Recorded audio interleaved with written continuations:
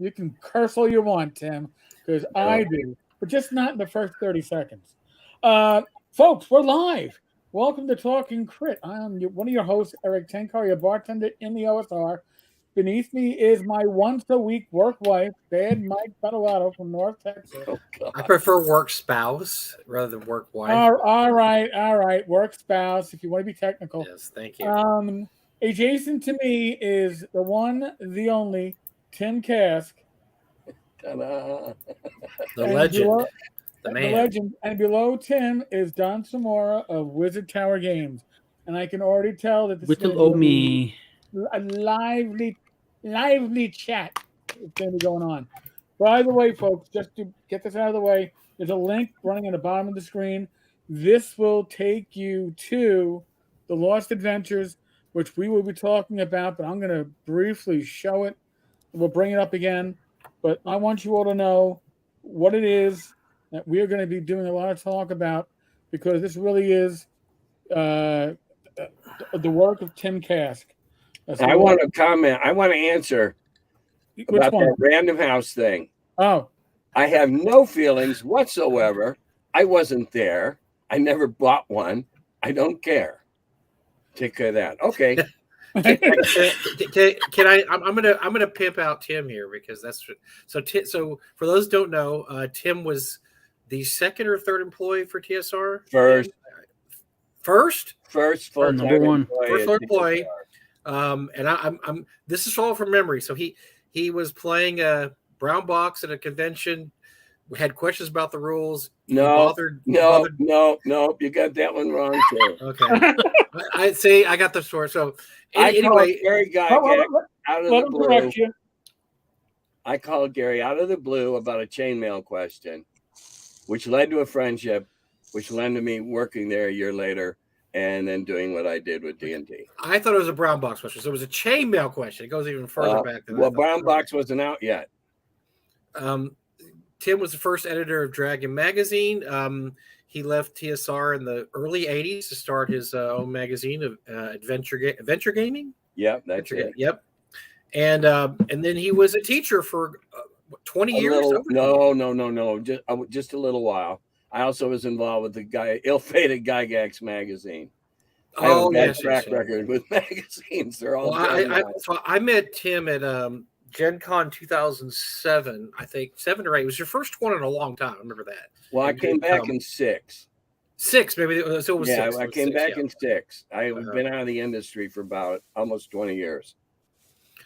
And he had a lot of great stories, and we invited him to the first North Texas. Doug called him up and said, "Hey, you want to come?" And got you and Frank and Rob Kuntz and a few other people to show up, and then Tim made every North Texas up until last year. I think health reasons are probably travel. Hassle to fly. My family doesn't live down there anymore. Yeah, and you had family lived in Dallas. That's Doug's true, not there anymore either, and Doug and I had a very close relationship. Doug did, and Doug loved you, and so the last year Tim went, not this year, last year we inducted him into the very fledgling North Texas RPG Con Hall of Fame for the convention, which we continue every year. We're going to put 4 or 5 people in there, and eventually, by the way, Tim, we're going to get you a little plaque. We have a plaque we have a convention plaque, and then Gary and I said we need to send everybody a plaque that is already in the Hall of Fame. A little, it's just going to be little. It's going to be like this. That'd be something. We start put on your wall, but yeah. So anyway, you can print them your own. We could. We have a plaque printer, whatever you call it. So Tim has been in the industry a long time. He is if you see him at a convention, he still attends Gary Con, correct? And game. You see him at a convention, just ask a question. He has great stories about the old days, and just a really great guy. Okay, he has a no, seriously. If you watch his podcasts, they're awesome. They're hilarious because you never know when he's going to throw something in there that's just amazing. And so that's this man's history. He's been in the hobby since the very beginning, has seen everything, and it's great to have you on, Tim. Well, thank you very much, and now I'm sufficiently embarrassed It was all true, though. I didn't even have to. I know. I look it up. It's all everything I said was true. You're right. It was. Yeah, I've been connected to the business for a long time. So and this guy below him, I don't know. Gen Con was 1974. Wow. Oh, yes, and you did. You and Frank for quite a few years also did the collectible auction. We did auction at Gen Con. We did the collectibles, and there were years where I did the miniatures because nobody else knew what the hell they were. So I would sell the miniatures for about a 3-hour period in the afternoon. Damn. And this guy below him, I'm not sure really who he is. I'm just going to keep my mouth shut, relax, and enjoy the show. There you go. Oh yeah. So that sounds, Don. That sounds great. I think I'm going to relax. I'm going to relax like you're relaxing. Are we here to talk about D20 or the other thing, or both? We can talk about. We're going to talk about everything. Wait, we got one of the legends of the game on here. The other thing, Tim? Well, the D20 really knows how to, has coalesced. We're just waiting for it to coalesce in our hands. The other thing is still coming together. Well, the nice thing about it is, as far as an update as to where everything's at, let's just get that out of the way right now. D20 Delving is right now sitting in Atlanta. We are waiting for it to be released. So thank God I did just something told me, order some bloody copies. And then when we got that paper and it was all molded and we couldn't actually use it, thank God I did that. As far as the Lost Adventures of Gary Con, that layout, the other thing. Yes. That's right. That is actually going to be going to Tim this week for editing, and then Tim can walk through it. This is a pre-buy. And basically what it allows people to do is allows people to get in on the limited edition copy. Also, the nice thing is this is going to guarantee ship by November 15th because Tim will have it for a couple of weeks. Then the changes will be real minor. And then since we have everything we need here to do it, we can just print it. We have everything. There's nothing to order, nothing to have to worry about. And I wrote it, so there shouldn't be too much to do. Yep. Well, well, the thing is, we've done a lot to it. I mean, and for people who don't know what's going on here is Tim sent me the 2 original manuscripts to it. And what we've done is this is a hardcover limited edition of 300 copies. And there is the original version, high res scanned in there. Along with the original version. Yep, the original is also the original translated out into module form. And then also it is converted into first AD&D edition 1E and also 5E. That way, no matter what your jam is, you can enjoy the game. Plus, there's like a whole bunch of extra stuff. And if you scroll down, Eric, in the description, you'll see all the extras that you get with this limited edition version. And what's cool about these, so just a little background here, Tim must have had all these ideas stored up all the years that he was out of D&D. And so when he went to North Texas the first year, he ran two adventures. He ran Temple of the Weaver Queen, great adventure. And then he also ran Snake Riders of Arredondo. And so both of those end up getting printed multiple times. And they're really, really good. I wish. Very good. I wish. No, they were, we printed. You guys, I gave you guys permission to reprint them in your little quarter-size book to raise money for the con. Yes. And I know you sold a ton of them. We did. We sold out of them. They're collector's items now, and they're also. You did it for Eldritch Int. They had a version of it. I think the Snake Riders went through a few printings, if I remember correctly, because they had different covers. And so his stuff is really good. And the adventures, the Lost Adventures here, you probably don't even remember, but we actually printed copies of those for North Texas also for I think year 2. And we only printed 100 copies, though. So, I don't know how many you printed for Gary Con. These are very low print run stuff. Well, I've never printed any for Gary Con. That's right. I gave Doug permission to copy some of that old stuff because that was kind of, that was our gig. Right. And I don't know how many you would have the numbers on that. It was 100 or less. It was, and they were quarters, like digest size. Yeah, digest size. I was going to grab them. They're downstairs in my office. I forgot to grab them for the show. That's fine. But that's all right. But yeah. So these have unless you were at GaryCon and played these, or you have a copy from the early years of North Texas, you have not seen these adventures. The stuff that Tim writes is authentic old school. It is Tim writes stuff that is not affected by anything that happened between 1981 and 2006. They are in a time capsule back in the 70s. Everything that Tim writes, and it's great. If you want authentic D&D, you can really die. You can really die. No, and as somebody who translated these into 1E and 5E, trust me, you can die in these. I mean, these yes, they're really designed. The real sweet spot of levels is between 4 and 7 for these. That's that little sweet spot for both these adventure modules. But again, what's really nice, real, and it's very old school. But the nice thing is 7. Yes, and then since we haven't converted to the other editions, what that's going to allow people to do, it's going to allow people who have never been exposed to this older style of play, they're going to be exposed to it now. And what's really nice about the limited edition here is you're getting there's 16 monsters, unique monsters. They're unique. There's unique pre-generated characters in it.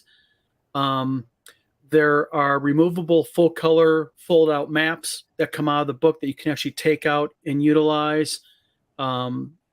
Just a real nice overall package. That's very deluxe.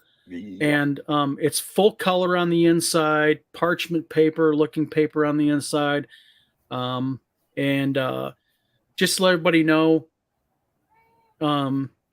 I actually have a thing on the website right now. If you click on Eric's link and you buy it, if you buy it within the next 7 calendar days, shipping is free on it. And you have to use the little code word, coupon word is Kaskoid with a capital K.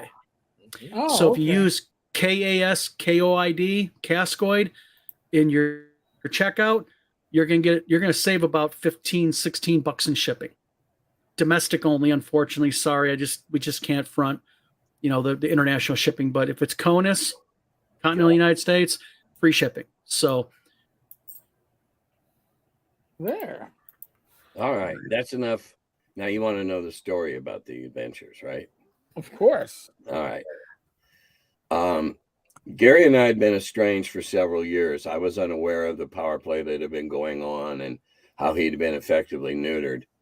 And the Trolls used to run a con up in Lake Geneva Game Convention.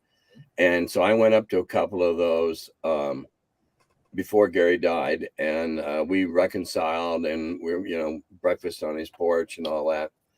And then when he died, we had just had a blizzard here in the tri-state area, and I could not attend the funeral.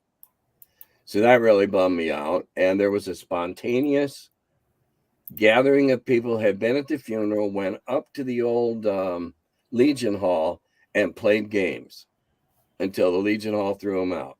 It was just kind of a, what do we do now? Let's all go play games. So I'm told that was GaryCon 0. Okay. Yes. Yeah. And so then the family decided they'd do something. They approached me and they said, would you write something, do something for this con? I said, okay. And at this point, I was just getting back into creative writing. I've been doing game writing, fluff stuff, not the code, but I've been doing that. And so, all right, I was, kind of broke up. So I said, okay, we'll go north. I was skeptical because who goes to Wisconsin in March? But we did.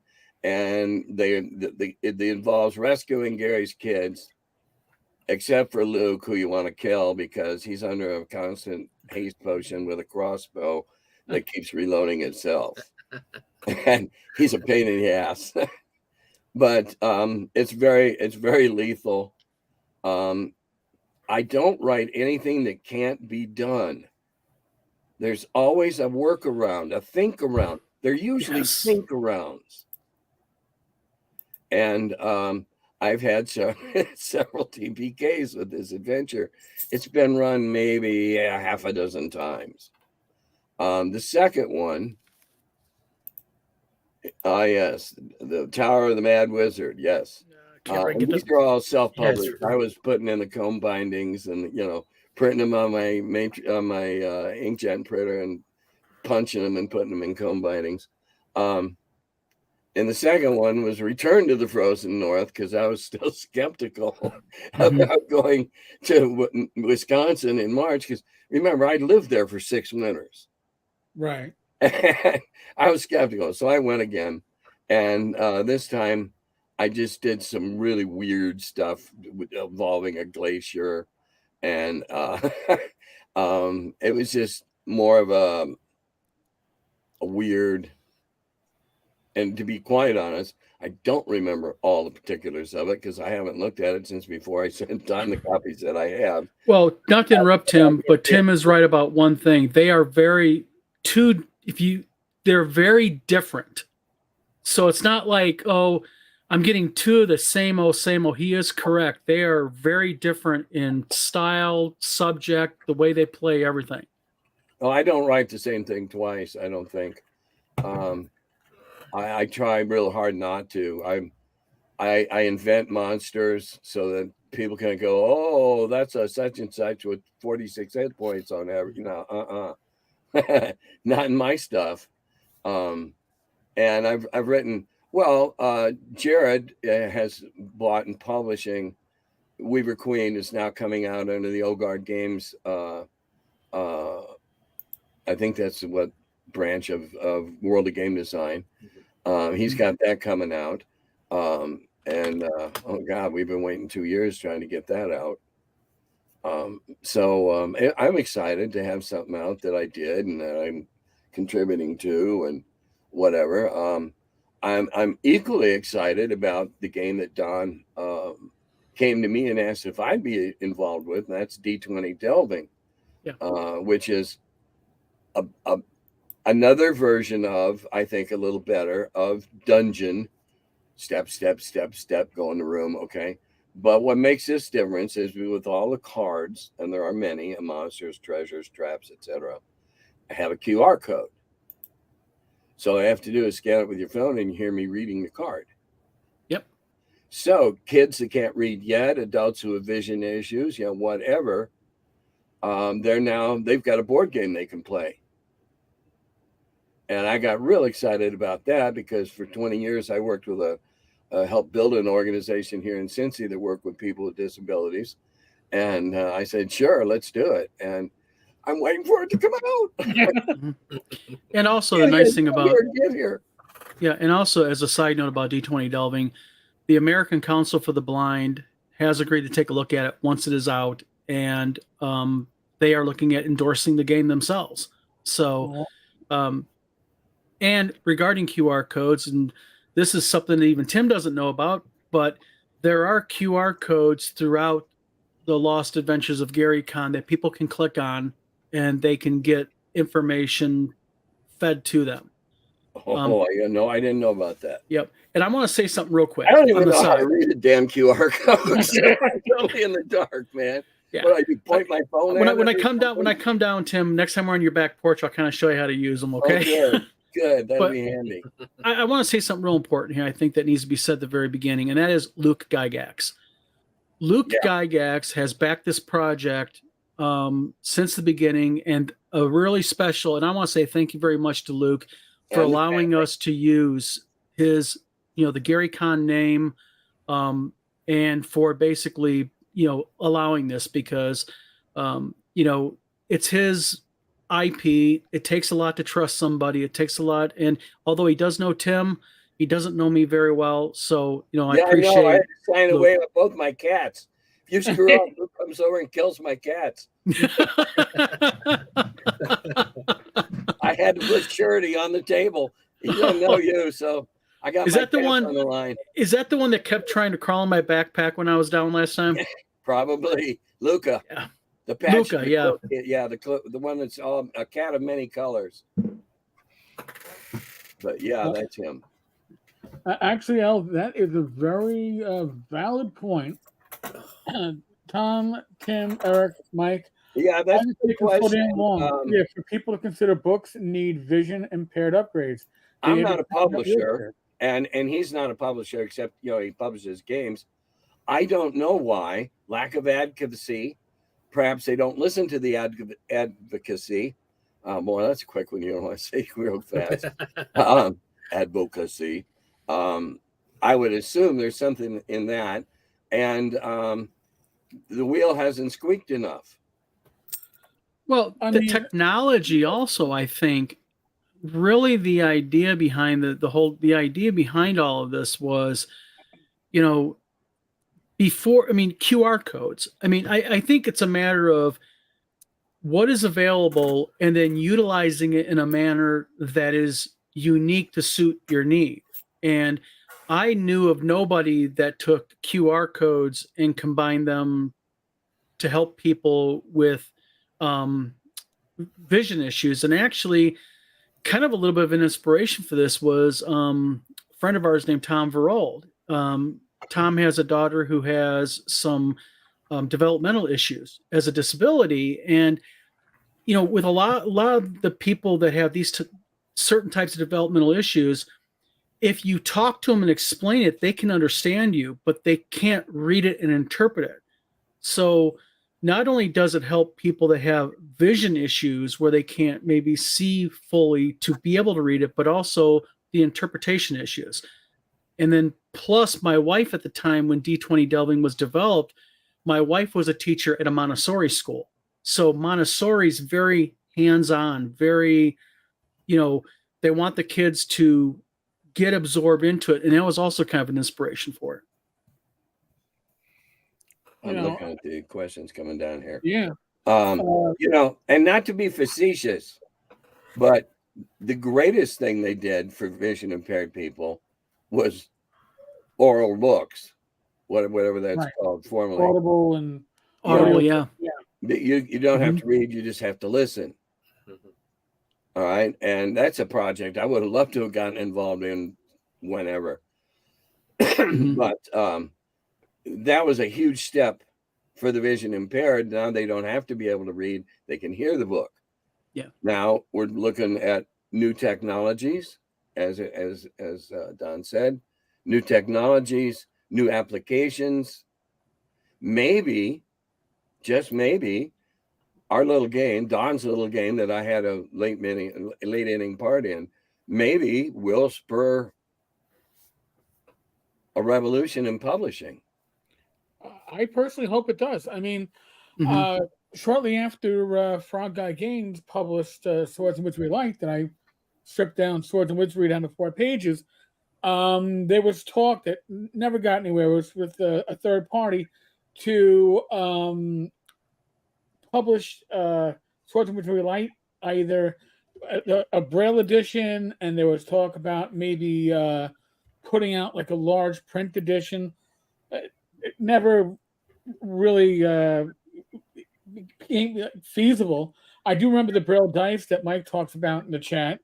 There's been these attempts, but at the same time, Braille we dice. think back, when you look at like Chivalry and Sorcery, look at that first or second printing of that game, how small the font was.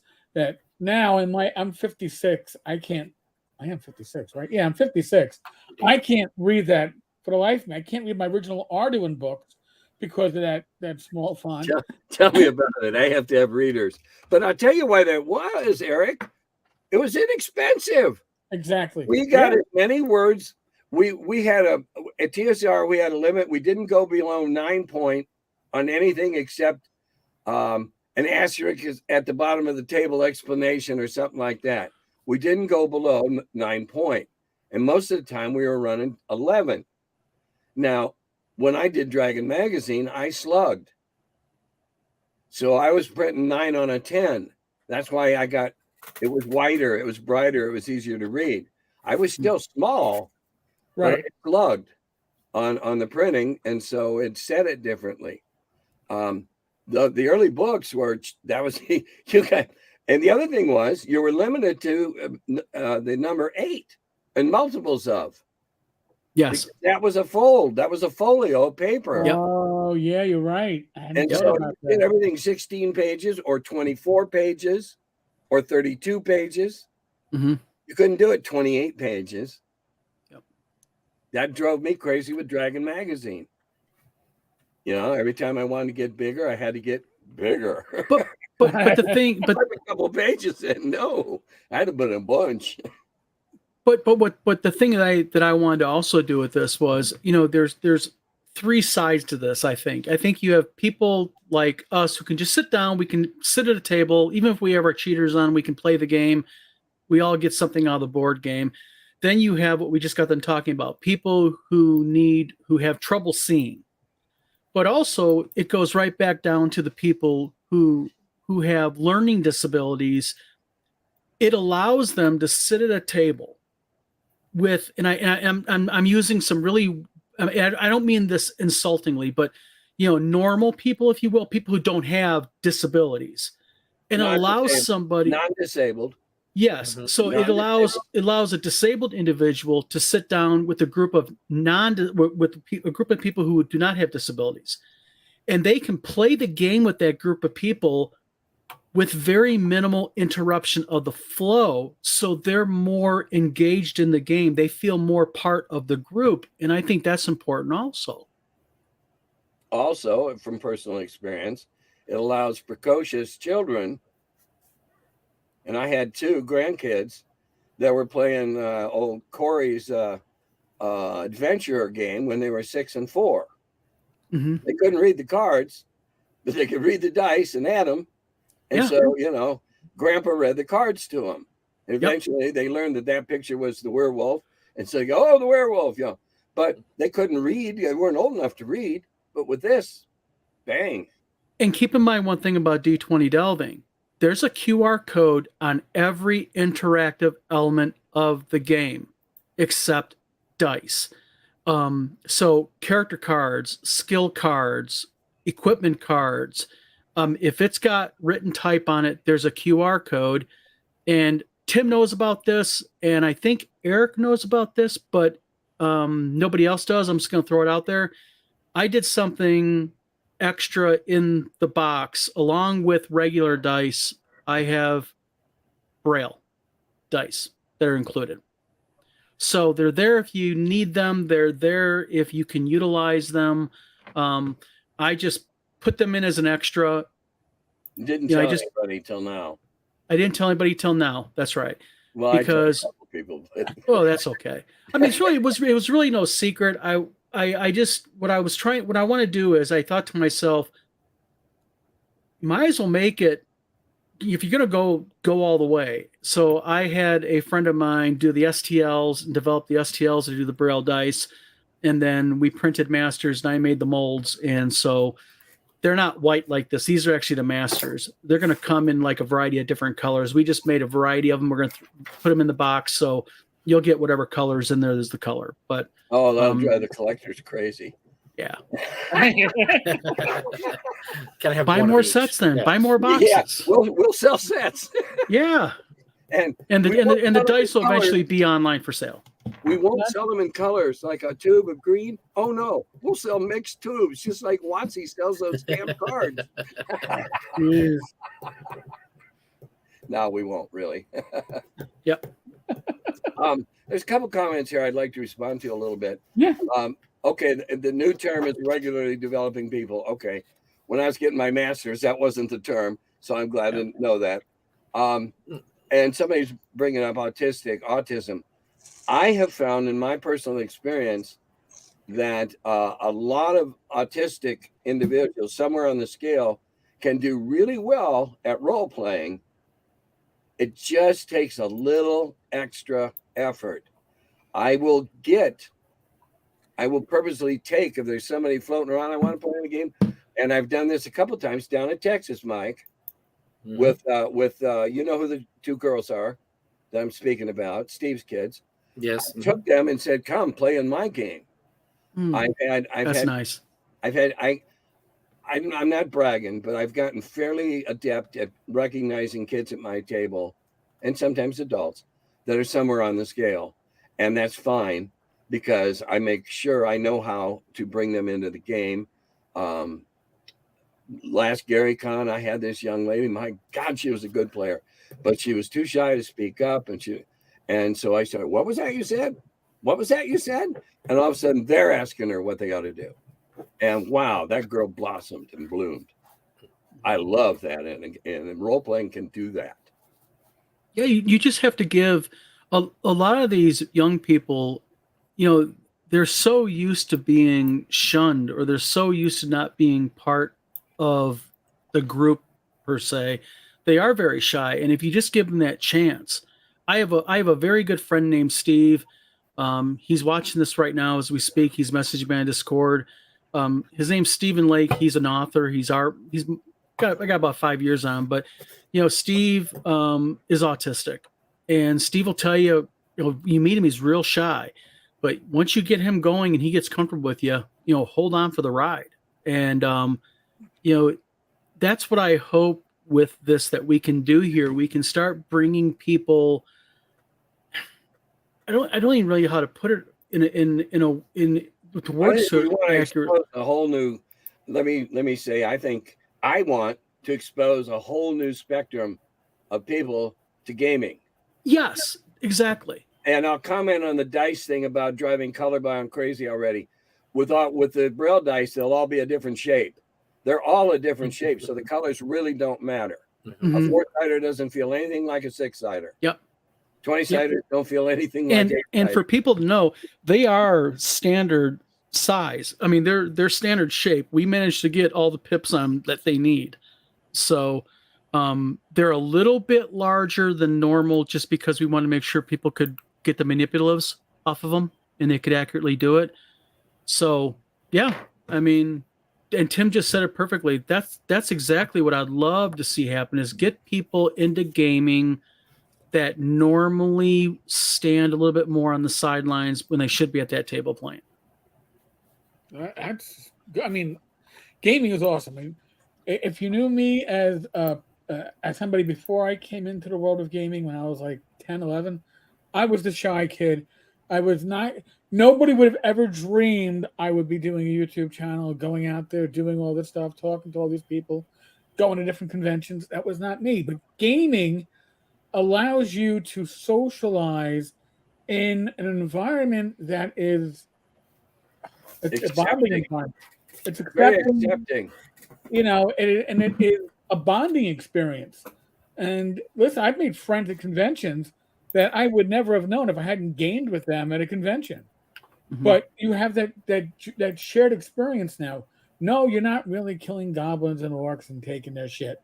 However, on some level, you did do that, and you did share that experience with people, and it's a bonding experience. Yeah.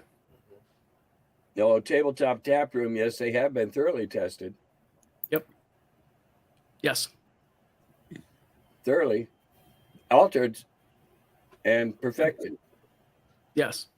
What we made sure happened was on our end was that, the one thing I was really always scared of, because I don't know anything about Braille, is I did not want to make a mistake where someone rolls, for lack of a better word, on a 20-sided dice, we have 3 11s, or, something like that, or something is not proper where it's unreadable. Because you just defeated the entire purpose of all the work that you did into it. And, developing, to hire somebody to develop Braille dice, it was expensive, but, it's necessary. So Tim's right. We thoroughly tested it. I'm impressed.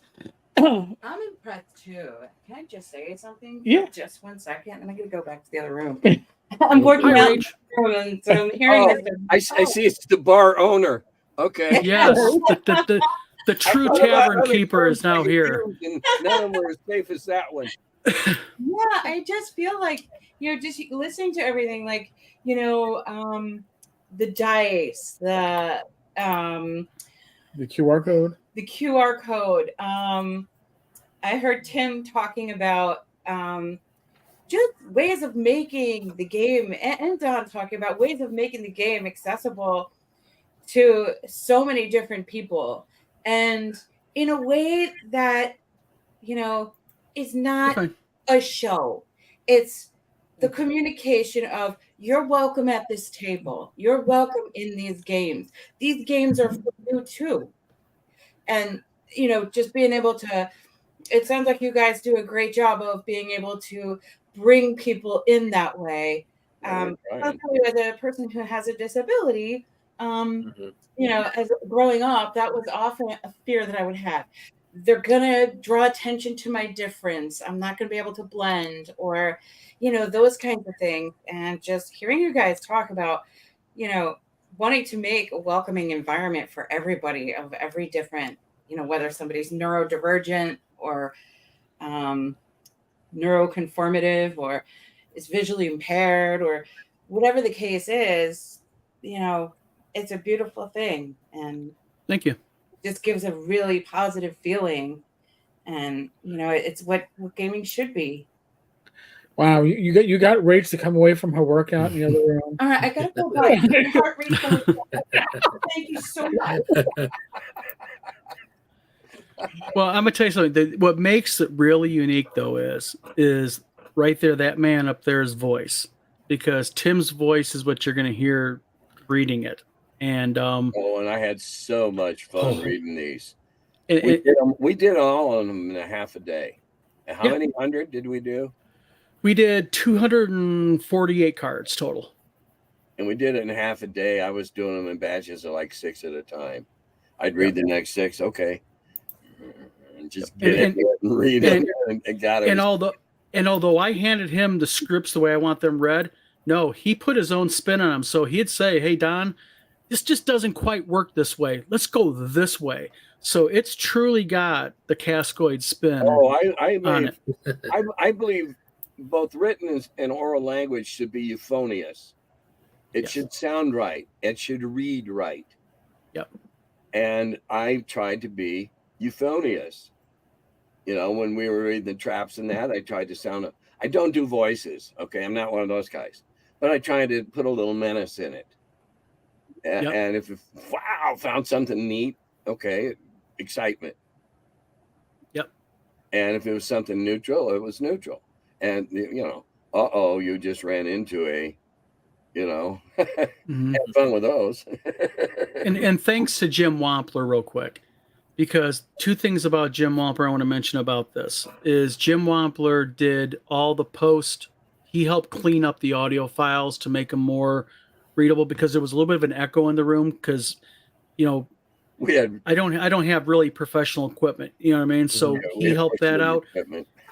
But also Marvin the Mage, Jim Wampler has graciously allowed to have a 4-page Marvin the Mage spread in the limited edition guide, and the comic storyline is from Gary Kahn 4, I think. Yeah, I think. And it's about Gary Kahn.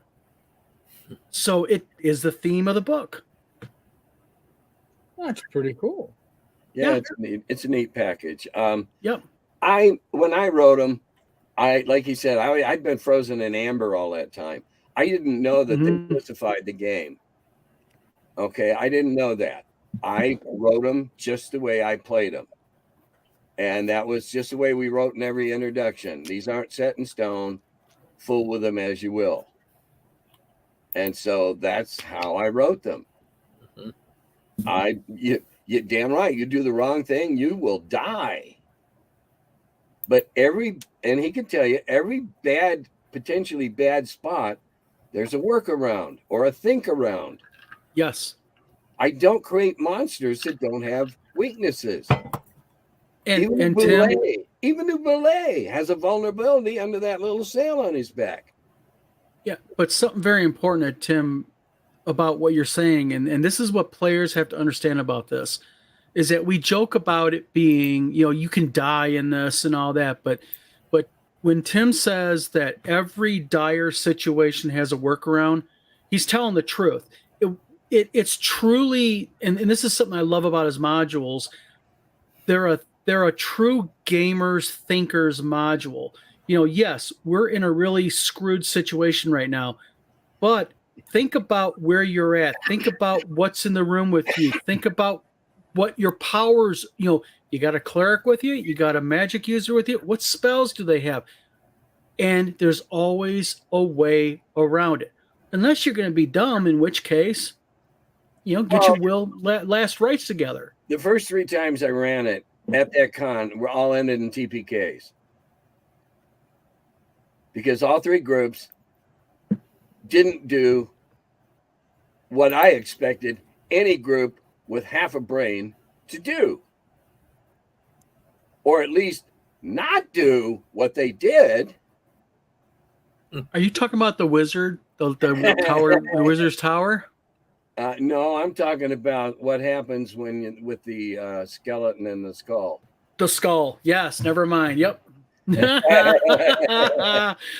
Sorry, inside joke. Gee, I know it. Yeah, I really feel like I'm being left out of the storyline. Oh, you are. Oh, you're being well left out. Oh, that's so cheese to the mice, and nobody has figured out what to do with it yet. But it's so classic D&D. That thing is like D&D in an event. Yeah, it's. Yeah, we're being vague. Okay, we're vague. We're vague booking here. Okay, if you want the details. Mm-hmm. Yeah. Oh, yeah. That's how you sell it. Yeah. If you want to find out more, you've got to buy the book. But give us some money. But then for the next one, I wrote an adventure where you have to go through a glacier, through all these weird tunnels, and the whole glacier whistles and moans when the wind blows.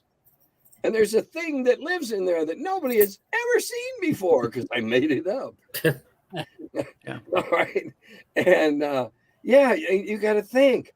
And how do you mark where you've been in a glacier? How do you leave a marking so you know, oh shit, we've been down this one before?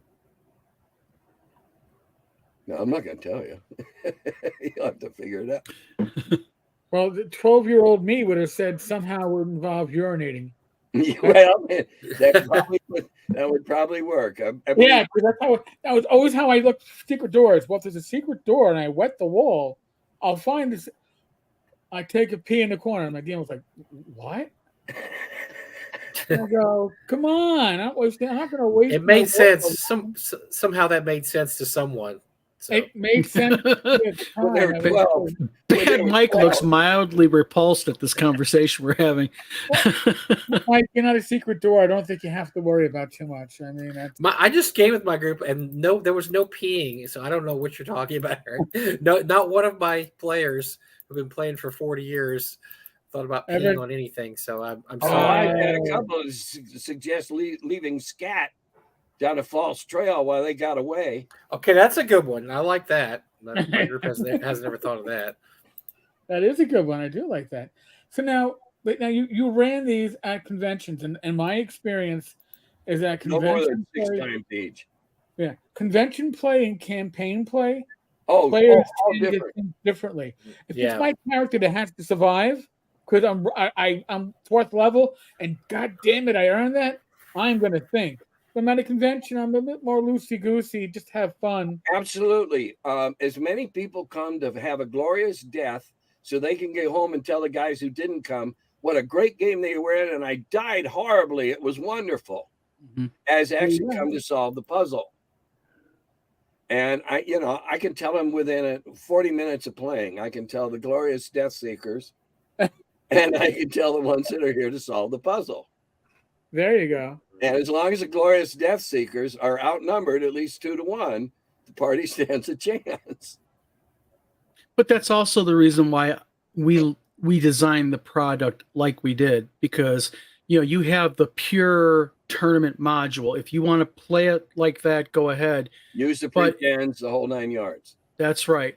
But when you start getting into the AD&D version of it and the 5e version, there's some expanded information in there. It's got a different feel. It's got a different way, a little bit like it's being played, because that's where you're getting more into the classic. Hey, let's sit down. This is going to take us 3 or 4 nights, weekend, Friday nights or Saturday nights to play, if not more. So, that's the reason why I did that, is because I wanted that raw tournament ability, or if you really want to get into it more deeper.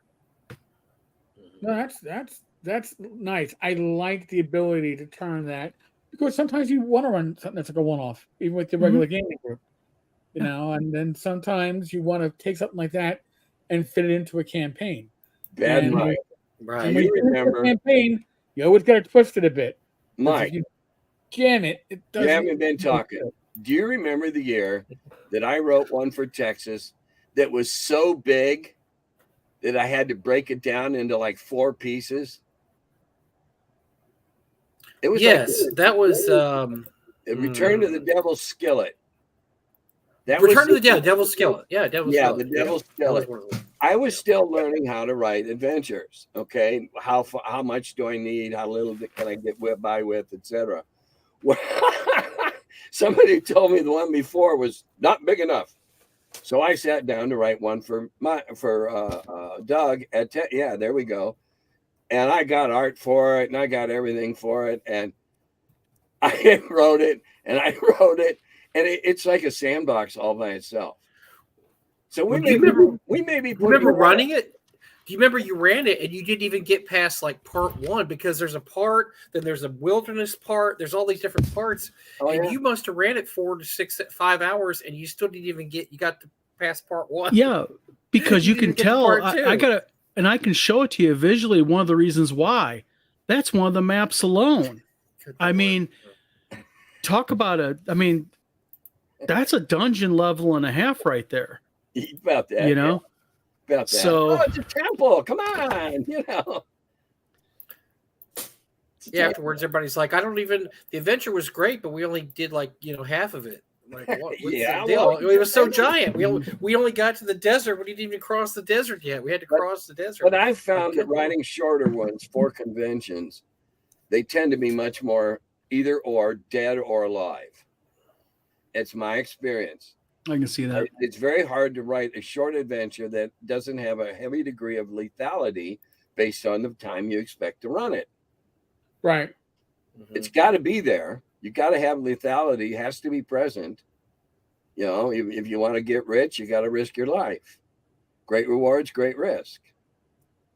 That one was something else.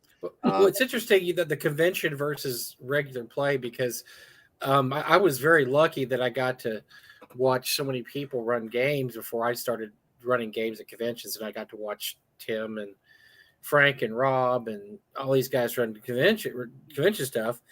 And then I realized what I did want to do and what I didn't want to do. And one of the things you have to realize at conventions is you only have a set amount of time. You've got 4 or 5 hours. I usually do 6 hours, but yeah.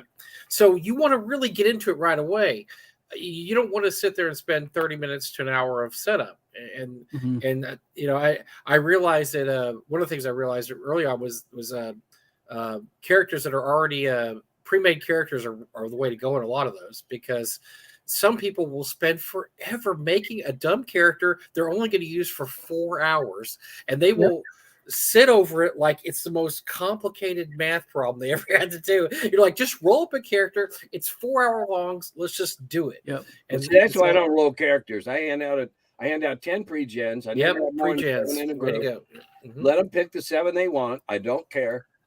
I don't give a magic user, because it would be unfair to have to try to pick spells blind, not knowing what you're going to. Right.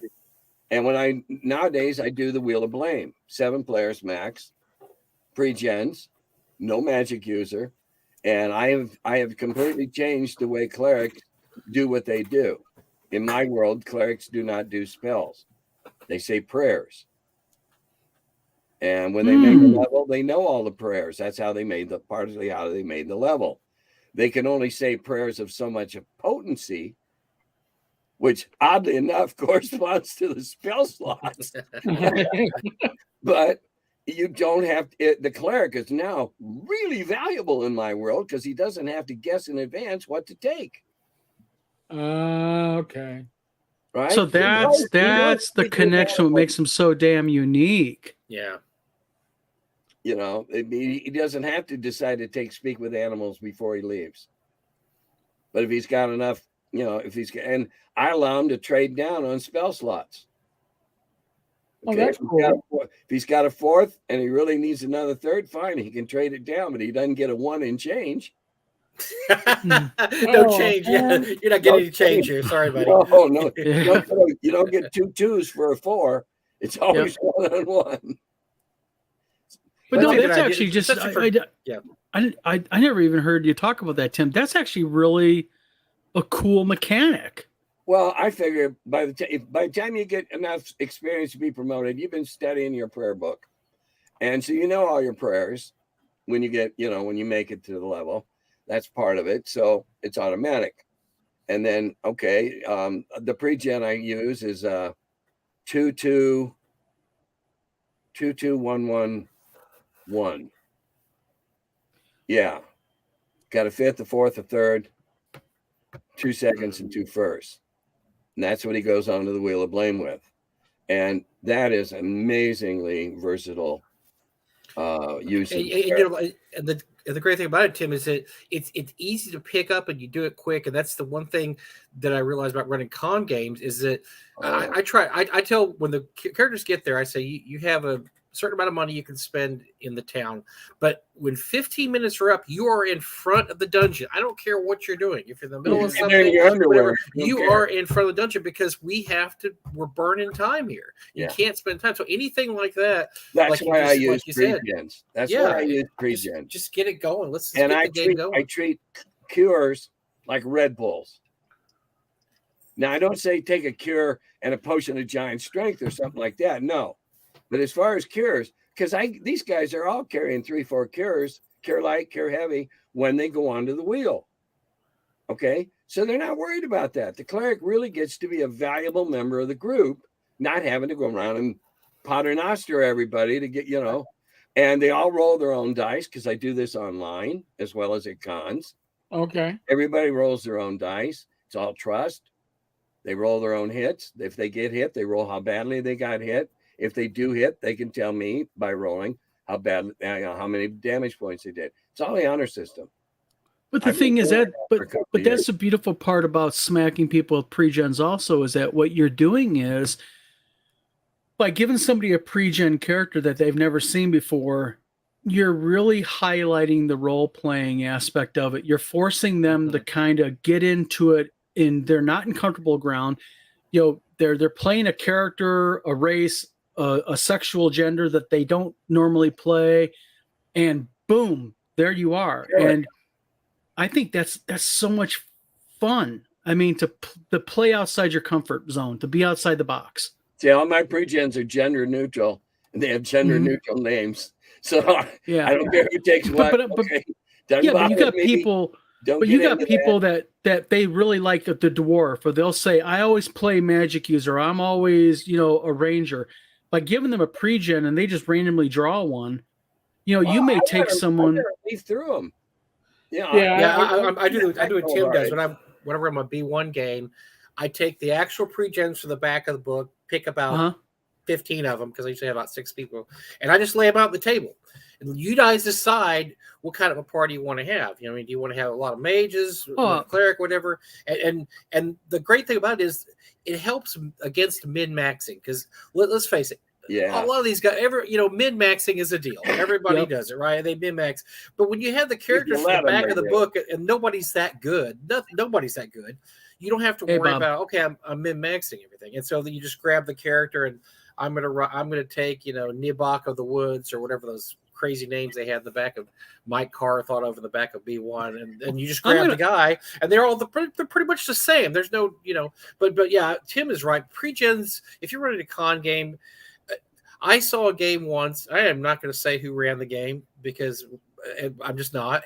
But it took an hour to roll because he said, okay, just anything you want out of the 1E rule book. That was a mistake.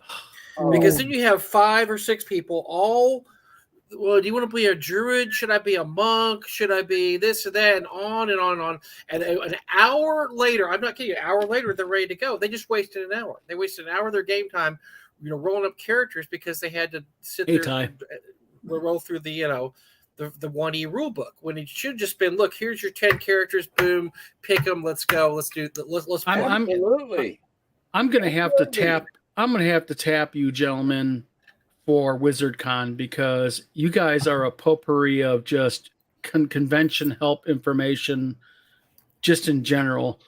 And boy, yeah, but yeah, I mean, just the safeguards in place against min-maxing right there helps so much in the game, and stopping all this BS, taking up valuable table time on stuff that doesn't matter. We're at a convention. We're playing a tournament module. My pre-gens all got some stuff they've accumulated. Mm-hmm. If they're a fighter, they got a couple of neat weapons, or so they've all got a little stuff.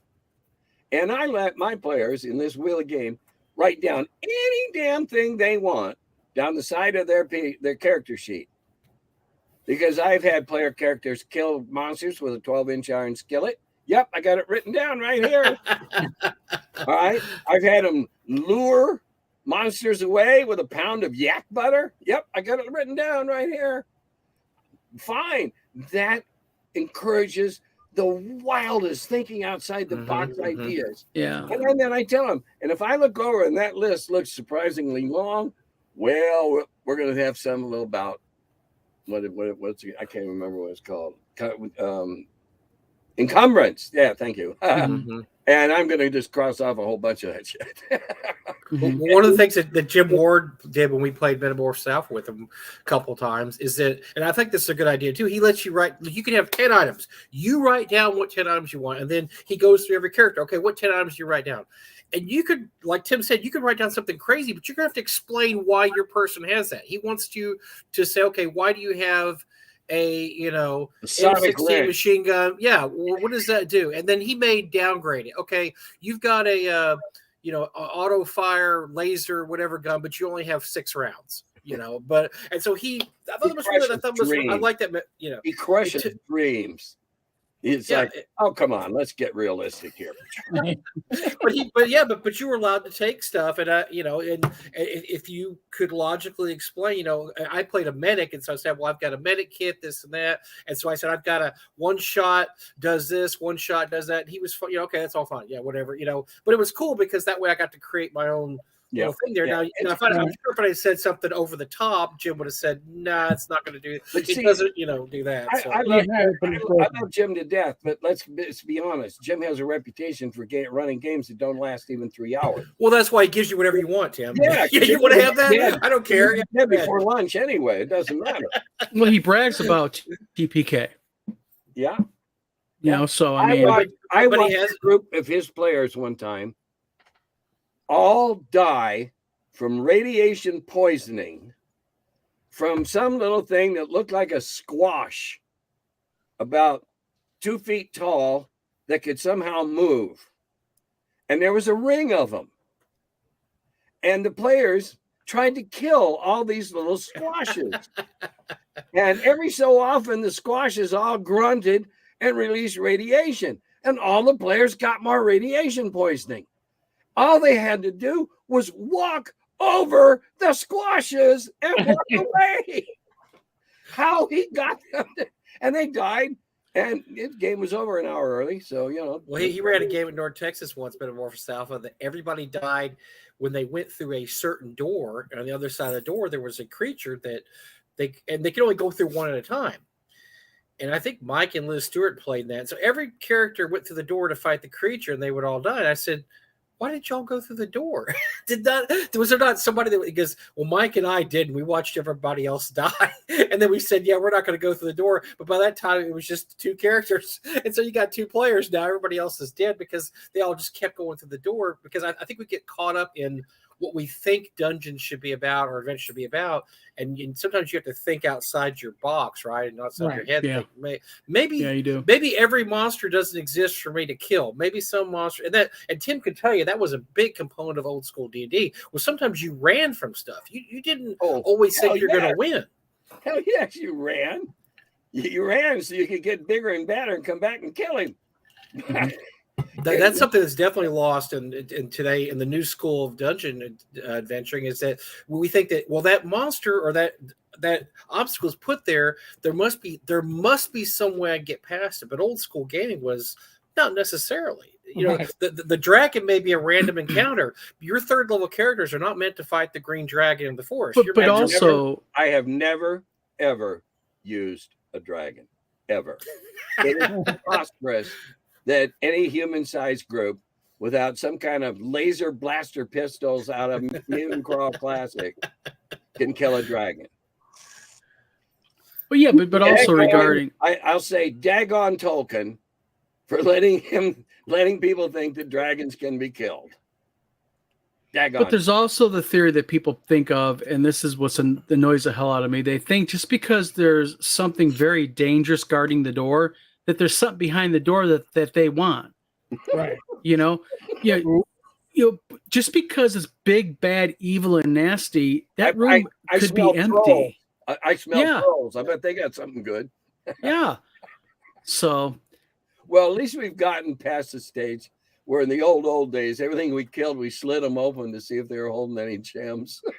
Might have eaten the gemstone. You never know. Yeah. Abattoir behind us. Everything we killed, slid it open, no gems, on we go. Just dead carcasses littering our trail. Easy to find your way back. We follow the trail of disemboweled monsters back to the entrance of the dungeon. That's it. Those are our deaths. We can identify those. As my players, man, it used to always be fire. Everything got burned. Everything. That was every Call of Cthulhu game I ever played with my group. We had a campaign that lasted about 4 or 5 years. So this is in the 1920s, right? Forensic science ain't that great. Every investigation, we burned the house down, and because there was always dead bodies and creatures in there. And so I eventually, after about the 10th time, I said, I know the forensics weren't that great in the 1920s, but the cops are going to start suspecting something. Yeah, after 20 fires. Yeah, every time they come to a fire, you guys are driving away in your Model T. So, they're going to start thinking there's something going on here. And eventually the cops started bothering them, going, you guys behind all the arsons in town? Because, but that was their solution, because there's always, monster bodies in there with cultists. And so let's just burn the whole place down. And then everybody thinks there's a fire or whatever. Not a bad idea. I like to reward player ingenuity, but after a while, you have to say, okay, that's enough. Yeah, you guys got to get out of this rut here. That's the beautiful thing though about this game is just the ability is there. You can get that tournament feel, or you can go really deeper into it. So I mean, that's what I think is really special about the Lost Adventures of Gary Kahn is just the flexibility of it. How do you want to play it? Well, I remember when Tim ran. So Tim ran Temple. The Weaver Queen was the first convention went to. The first convention North Texas had. The first party he went through was TPK, and because I remember Tim said this, he never saw worse rolling of saving throws in his entire life running a game. But then the next group, they sailed through maybe got one person dead, and they sailed through it and killed everything. And that's what's so cool about D&D is that just the different ways you can approach things, and just the unknown. You don't know what's going to happen. You have no clue. One group gets TPK'd there, the other one finishes and kills a lich or the monster. Sails through it. Yeah. It's not even like they were all standing in the same room when I said Dracarys. They all died differently. Mm-hmm. They all found a different way to die. They're all just rolling ones for their saving throws. It was terrible. It was horrible. It was 7 or 8 of the worst saving throws. Everybody failed a crucial saving throw. Mm-hmm. Not just a little minor thing. No. I'll remember that. That was great. It's like, first TPK of the convention. Well, there we go. It's Tim the Temple of the Weaver Queen. These guys rolling terrible. Like, oh yeah, we rolled bad. We rolled really bad. But then the next day you ran it, totally different result. And that's why we keep coming back to these games. I for conventions games, I usually run B1 and Search the Unknown because it's just a lot of people have never played it before. It's a fun game. I've never had two games even remotely the same. Not even close. Not even it's close. A really it's a really good stuff. module to begin with. And it's just a fun, like I said, it's a fun to do in conventions because it's just wide open. You can do anything with it, and but like I said, it's never the same thing twice. It's always different. I mean, you can see that. Okay, you walk into the dungeon. All right, you're in the dungeon. There's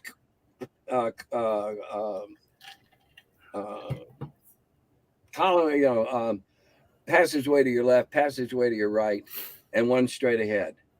Give 6 groups that choice, and they won't all go to the same one. No. And so the adventure is going to be fundamentally different from the very beginning. Because one of them's going to run into this, and this group's not going to run into anything much, and they're going to have a good time. And this group, oh, too bad for you. So, they never run the same. Yep. Tim, there's something I was going to ask you I think it's really interesting about the whole evolution of dungeon design, because now it's almost like back in the early days that you didn't really so much as design dungeons as, it's just all here's a hole in the ground. There's all these creatures in there. Yeah. Sometimes it's random, sometimes it's not. But nowadays it's dungeon design is it's a whole school of thought. Like, okay, I'm going to design this dungeon so that everybody has pretty much equal chance of dying here or not here. They're all going to run the same type of things. Was there ever a conscious thing back in the early days about, I'm going to absolutely design this dungeon, or was it more seat of the pants? Just like, we're going to throw a bunch of stuff in there. Well, for myself, I just drew out what I thought was necessary. For my campaign at Carbondale, which was really a playtest session for Gary, as most people know by now, I had a level, then they had to go somewhere else, and there was a level, and then they finally figured out where the big deal place was, and it was 3 levels. That's all I drew for a campaign that we played 3 times a week for a year. All right, so I mean, we played well over 120 sessions on 6 pages. Jeez, we get one a month. I get one a month now. Gosh, I can't even imagine. That'd be so great. Well, if they're striding around as titans,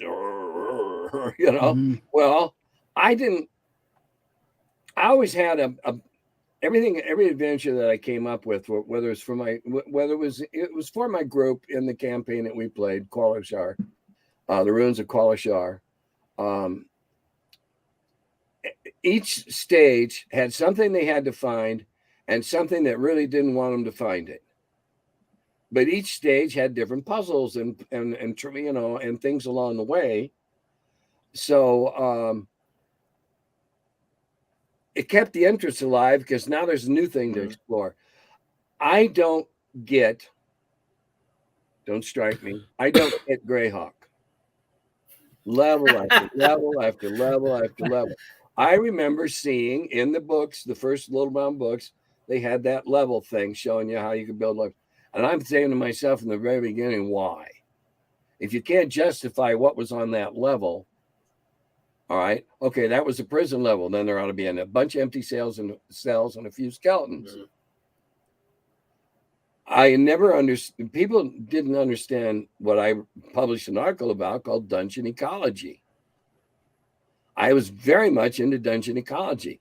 There wouldn't be more than a couple of real big bad things that were impeding you in a given area, and not very many little things, because they would have eaten them. I was very conscious of giving a balanced chance. Yeah, it's got to make sense. Right. That's what I meant about dungeon design. Yeah, that's exactly what I meant. Yeah, that's true. And that's like, you look at especially some of the old Judges Guild dungeons, God bless their heart. But then you have the classic. There's one room, there's 12 trolls. The next room, there's 18 giant ants, and in the next room over here, there's a dragon. What the hell? No ecology. What are they doing in there? What are they eating? What are they doing all day? Are they playing poker? I mean, that would smell. Yeah, where's the privy? That's overlooked. That's always overlooked. Yes, that's an overlooked. And I probably in a very early issue of Dragon, I published a thing about dragon ecology. How do these things eat? How do they, where's the waste go? Give them a water source. There has to be. Where are they getting water from? There's got to be a fountain over here, and I or a admit, pool of water.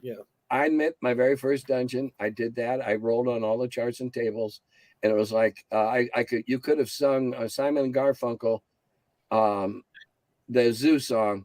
Let's go sleighing at the zoo. There's something in every room. Pokey, pokey, how many points?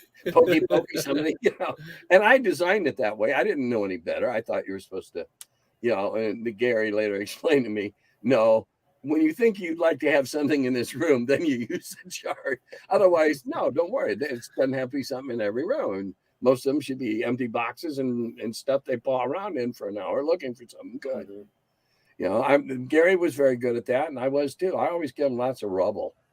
And they go poke through the rubble.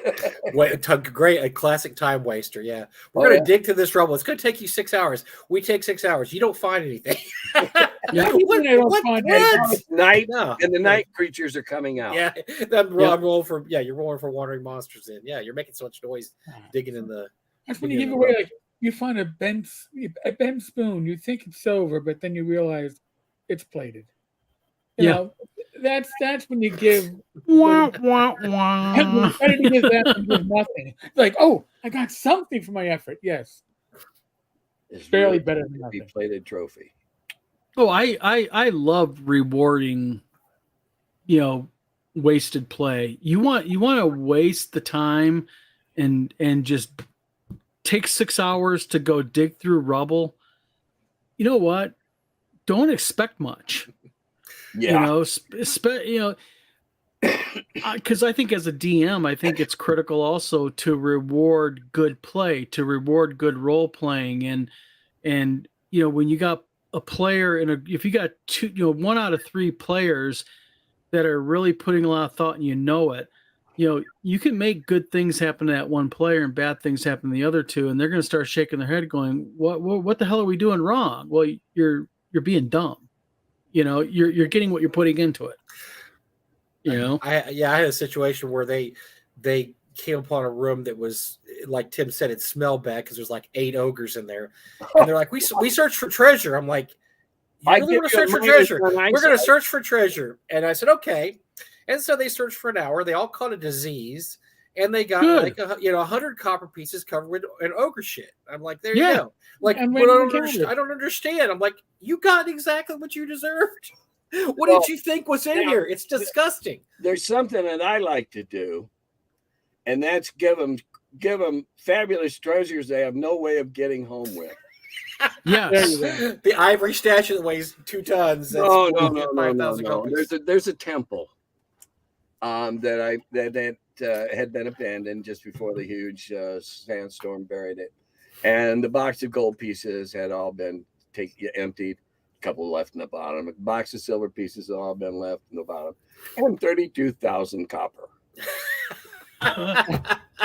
So it's like having a 4x4x4 box full of pennies, right? Yeah. And another one, there was, I think it might have been a different part of the same adventure. There were these really amazing bees that had all mutated. And each of the bees fed on certain plants. One bee's honey was a deadly poison. Another bee's honey was an amazing curative. And the third bee's honey made the best mead that was legendary throughout history. This is where the Sweet Mead Abbey was. And they had no buckets, no pans, no pots. Yep. Hives literally dripping with honey, and no way to get it all home. And they had if in a campaign, they'd have gone back with a wagon, brought of that, and they'd all been fabulously wealthy. So that's why you don't do that shit in the campaign. I'm going to have to, because can you imagine they find that, then they have to transport it back. Can you imagine what those sacks and backpacks would look like afterwards? Full of honey. I would say you're going to throw everything out. Everything you wore or brought is have to be thrown away, and you have to buy all new equipment. Honey.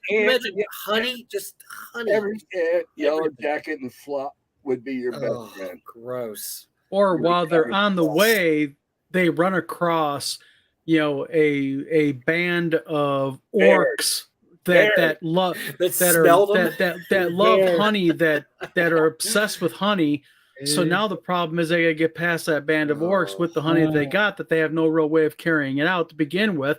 So what you're doing is you're putting layer upon layer upon layer, screwing over the players, or should I say, not screwing them over. It hosts them during a con game. Yeah, you're into the campaign. Of course, it's recoverable. Yeah, but great experience. I just love that type of stuff. You find a 6 foot tall solid gold statue. Yay! A 6 foot tall solid gold statue. Yeah, we're gonna carry it out. Yeah, it looks just like the Oscar. Except there you go. No protuberances on it. Nothing. You can't even sling it. You can't grapple it or anything. It's smooth. There's one of my favorite adventures, B1. There's a room where there's an ivory statue, and I believe it's worth 2,000 to 5,000 gold pieces. That it says in the copy, this will require major, block engineering skills to get this out of the dungeon. Yeah. And I have had so many players sit there. How can we get this out of the dungeon? And I'm rolling random I'm rolling wandering monsters, and they're just getting their ass beat as they sit there and try to think about this unremovable treasure because they can't leave it. It's a 5,000, their first level. That's a 5,000 gold piece statue. Oh, no, see, but there's just no damn way to get that out of the dungeon. That's get it back to civilization. You're just teasing those first levels with that. Shame on you. Shame on you. Hey, Fugly. Fugly. Okay. How long does this thing go? Tim, we got another 40. I mean, if you're tired, Tim, you need to go to bed. Yeah. I mean, I know you're getting older. I was waiting for that. There we go. Yeah, Wampler and I go to cons.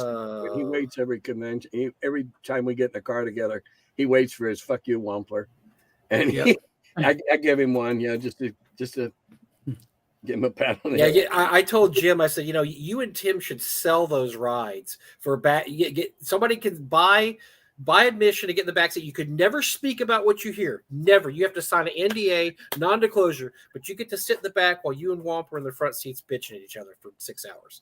That would be we've had a couple of occasions where we have had third persons in the vehicle who later said that's better than any streaming or movie. I can imagine. Listen, oh God, yeah, unfiltered. You and Jim unfiltered. That has to be. I used to go up to Gary Con with Derek, or no, not Derek, Francisca, Rich Franks. He lives in Purdue, over at Purdue. So I'd pick him up and we'd go up. And then he'd drive back as far as his place, and then I'd drive home. And so then he started taking his family up, and pretty soon Wampler and I think we've gone to 12 or 13 cons. Wow. Yeah. So yeah, we're pretty well suited to each other. We just flip each other off every now and again. Okay, change the subject. Oh God. So yeah, I'm sure there's people that'd love to sit in the back and be the fly in the back seat. Oh, hell, I would do that in a second. Yeah, yes. Tammy said she subscribed for that. Subscription. Well, there you go. We did a video on the way to GaryCon one year. Wampler and I did, and God damn, we got hundreds of views. Yeah. That was years ago. Years ago. Oh, man, you probably get more now. Jeez. I'd have to get Jim to want to do it too, and he's not as into it as I am. Jim's not nearly as extroverted as I am. He's not the attention whore that you are, Tim. So come on, No, I've never been an attention whore. No, I've never charged. Yeah. It's free. It's free with Tim. Yes. I give it away, buddy. I give it away. Well, thank goodness for that. Well, so when let me ask you a few questions here, Tim. We will be charging for this new book. There you go. Yeah. Yes, we will be. Come on. Genius is not free. No. It's an unfamiliar position for me because I haven't had anything selling forever.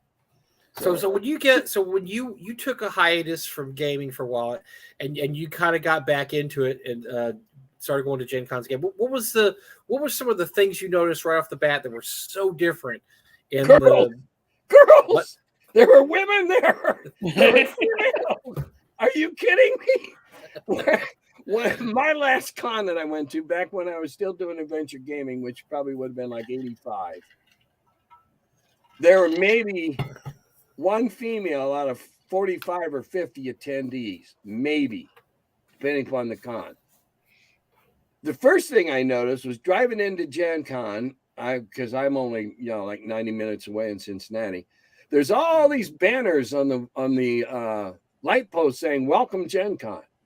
I'm going, holy shit, is this different? Because the people that lived in Lake Geneva used to leave that weekend.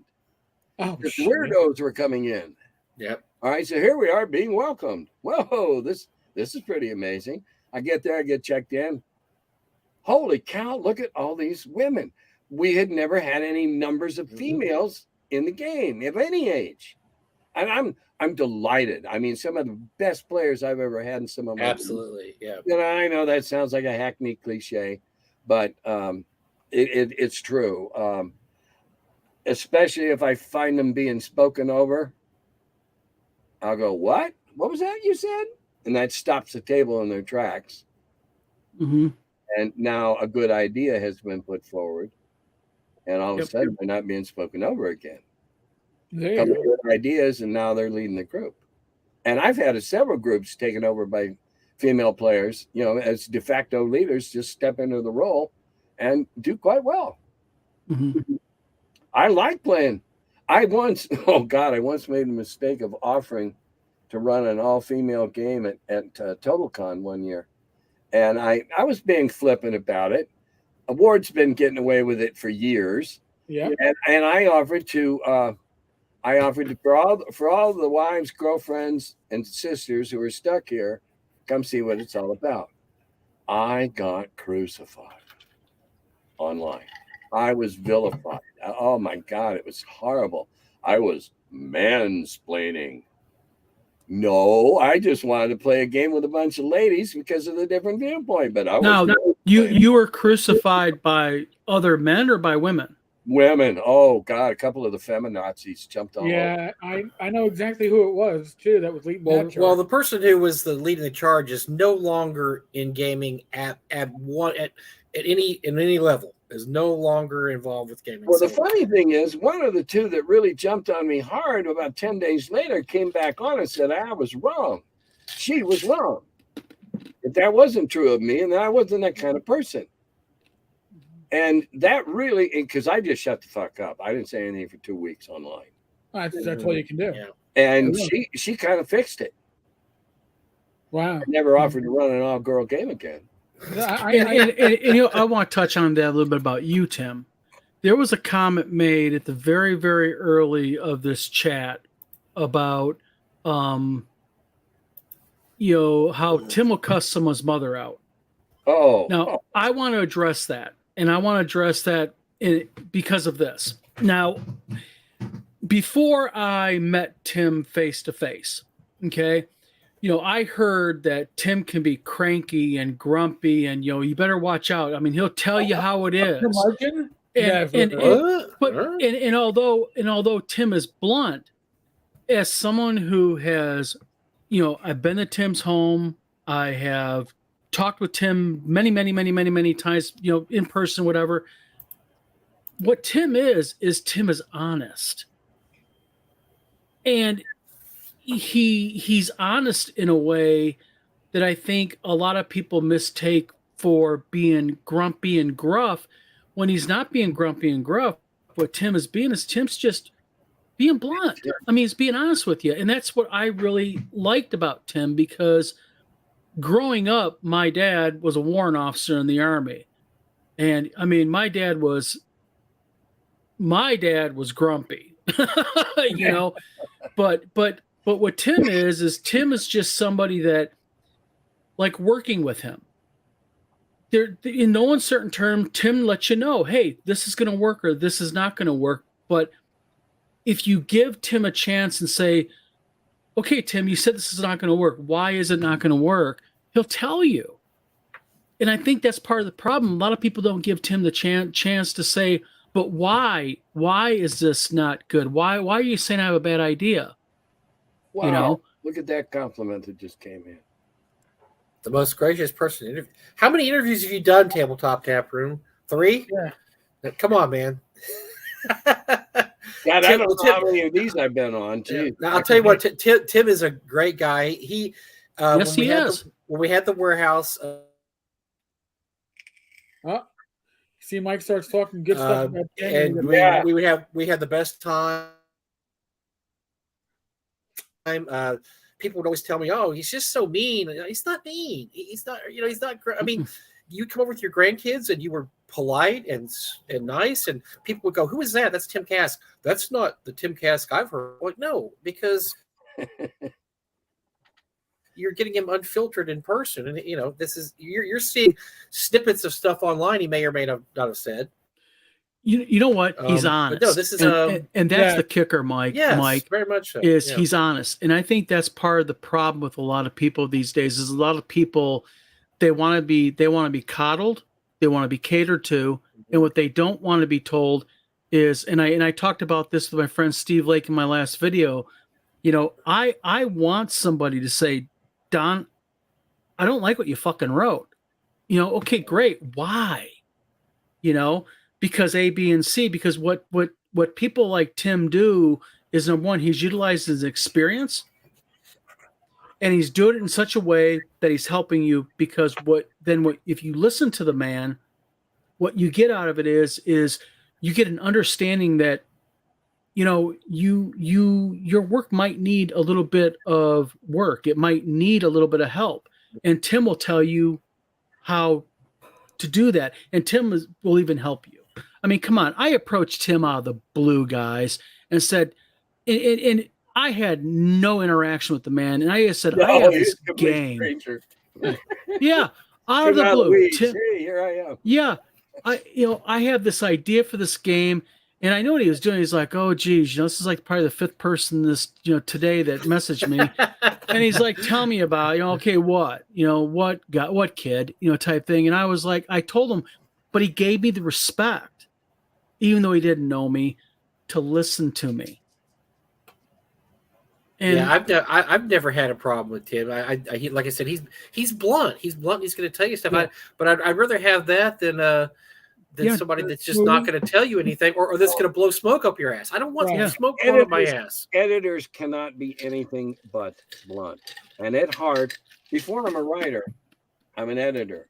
I can make anybody's I can make a whole lot of people's writing better. Mm-hmm. That's what I do. I mean, that's what I did at TSR. I made sense out of stuff that I got handed to me that didn't make sense when they handed it to me.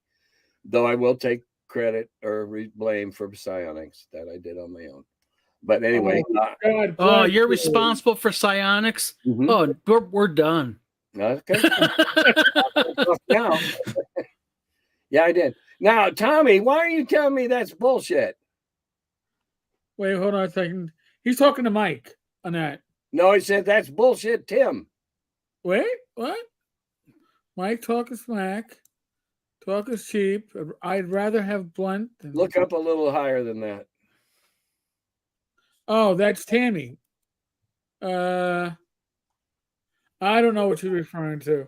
She said she'd love to play in your game. Oh, we lost Mike. Oh, my God. I don't know what's bullshit. We've been talking about a lot of things, but I don't think... Oh, I think she was talking about bullshit about like the Yahtzees coming after you. I think that was the bullshit. Yeah, okay. Yeah, well, I was, but it blew over, and it's all good now. And Mike returned. Beloved figure. Well, at the very bottom, she says, "That's me. I think you offering an all-girl game and getting flack is BS." Okay, so Tammy clarified it. Okay, great. Thank you. Good.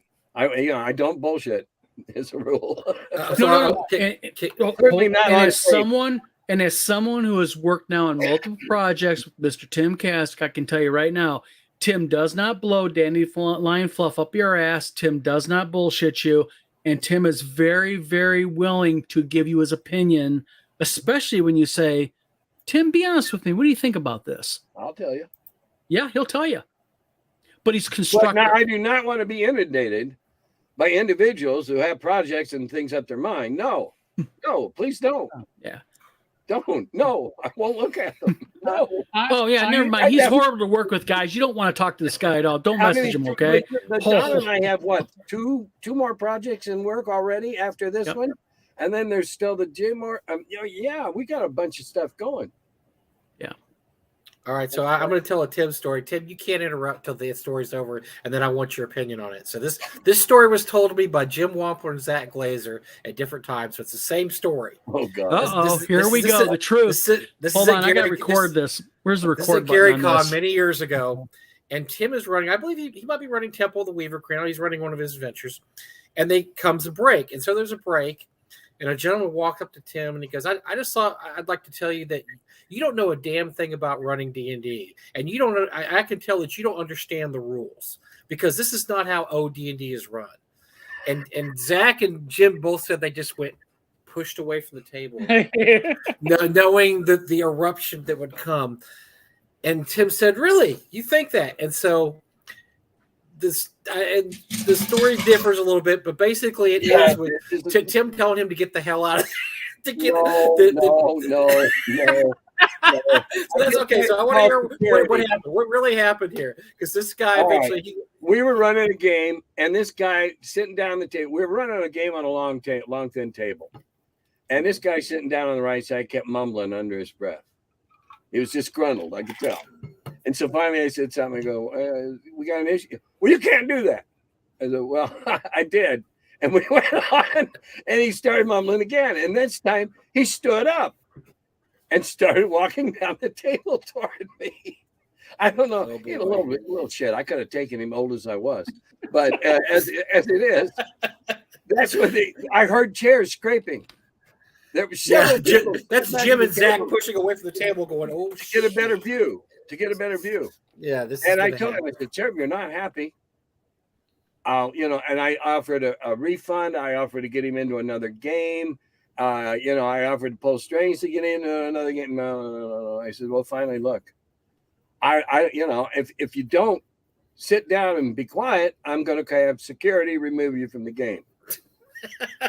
Which would have been Luke coming in, and Luke and Luke and Dale. Turbo. No, it would have been Luke and Turbo. Turbo. Yeah, the back of the day. Turbo way back in the day. As he came into the room, and so he got up and left and walked away, and mumbled, never went back to get a refund or anything like that.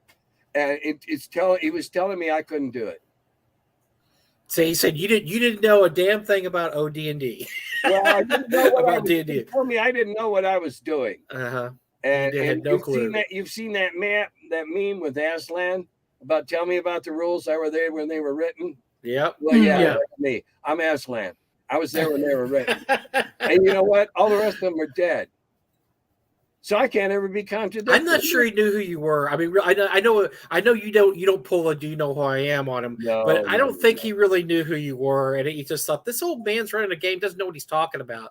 And I'm like, yeah, that's probably not the best way to approach this situation, dude.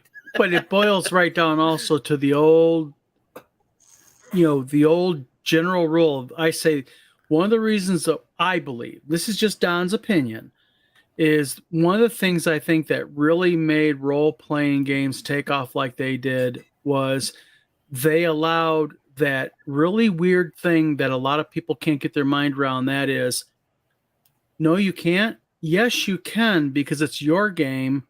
And as long as you are consistent, why not? Why not? Make it so, and good night, Fugly. Well, sadly, good night, Fugly. Yeah. Well, sadly, there's people who mistake the D&D experience for winning and losing, and it's not about winning or losing. It's about having a great time. They think, well, I want to win this game, and if I have to win it, I have to do this. Well, and they approach the game with the wrong. The greatest series of episodes in a program I never watched otherwise was Parks and Recreation's We Won D&D. Yeah. Well, I mean, you make a good point. You make a really good point, Mike, and that is, I think a lot of, and this is what makes a lot of DMs really bad DMs. They think it's a competition. They have to win against the players, and that's not how it is. No, you're there to be the train conductor. Have a great ride. Absolutely. I love it when I'm DMing and players beat my plans and figure out my puzzles. Sure, that's the best part of it. That really is the best love part. it. Absolutely. Amazing. And if it's a group you've been playing with for a while, then you can take a little pride in that because you've taught them how to be a better player because now they're doing the right things. What so many players today do not understand, the single most important thing in old school D&D was gathering information. You asked questions, you poked, you nodded, you lifted things up and looked underneath them. You asked for information. And the best thing about theater of the mind, okay, I just described this marvelous cavern with all these high arching natural seams covered in crystals. Now, everyone at that table is going to see a different picture of a cavern covered in crystals as they remember one. But they're all in the same cavern. That's the transcendent power of D&D. You get into the theater of the mind, and now you're leading them along like a guide. You're not behind snapping a whip. Right.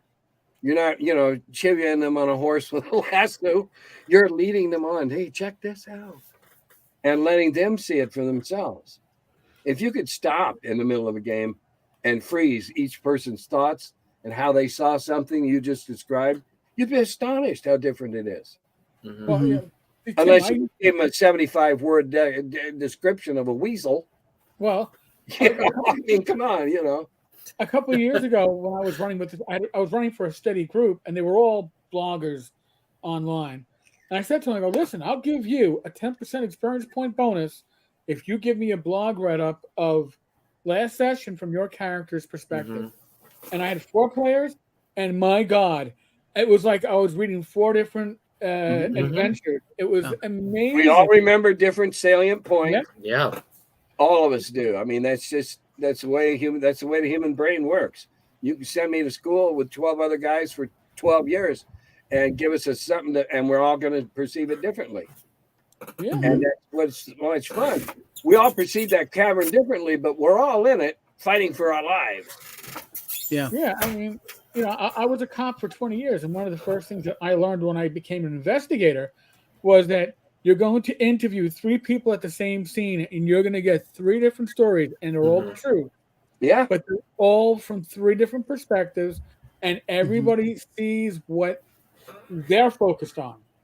Well, everybody sees what their brain fills in.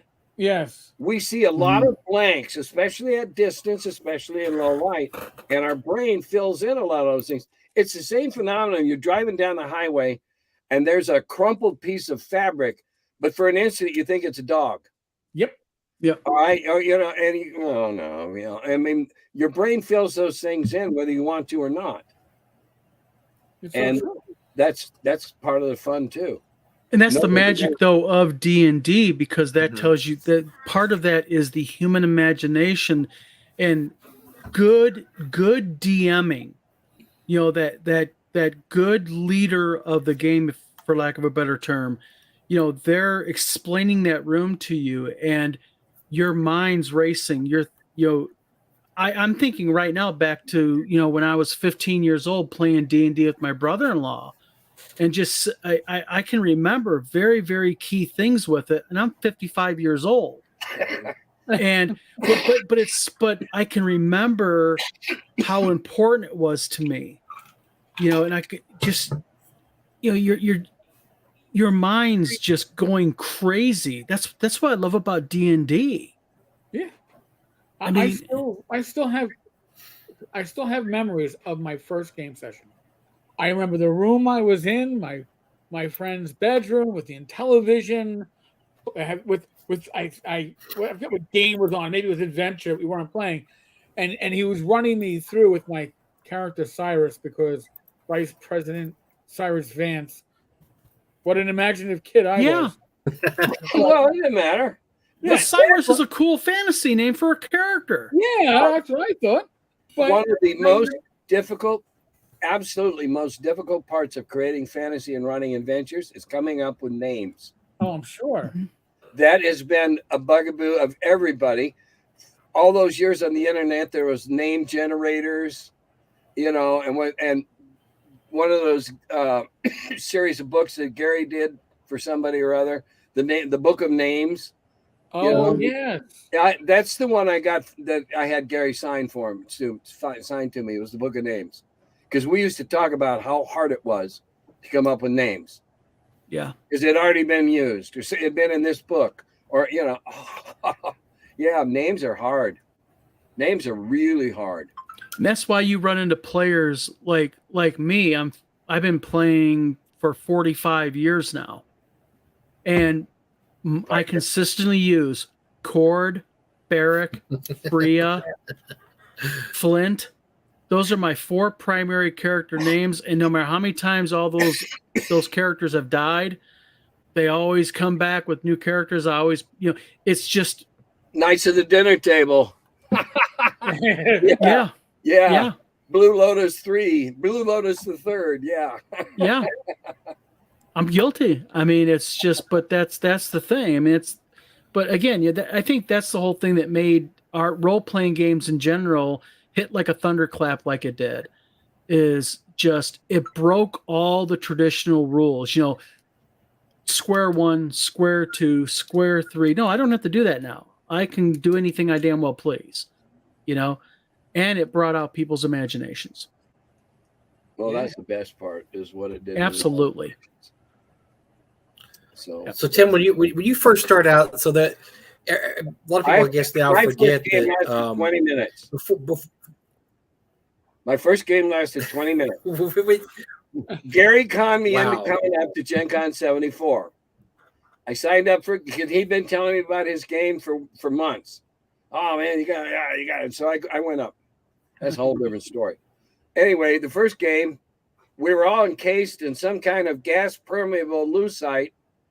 I don't know how, but we all got trapped in this big plastic cube, and we were all cut into paperweights, 2 inches square.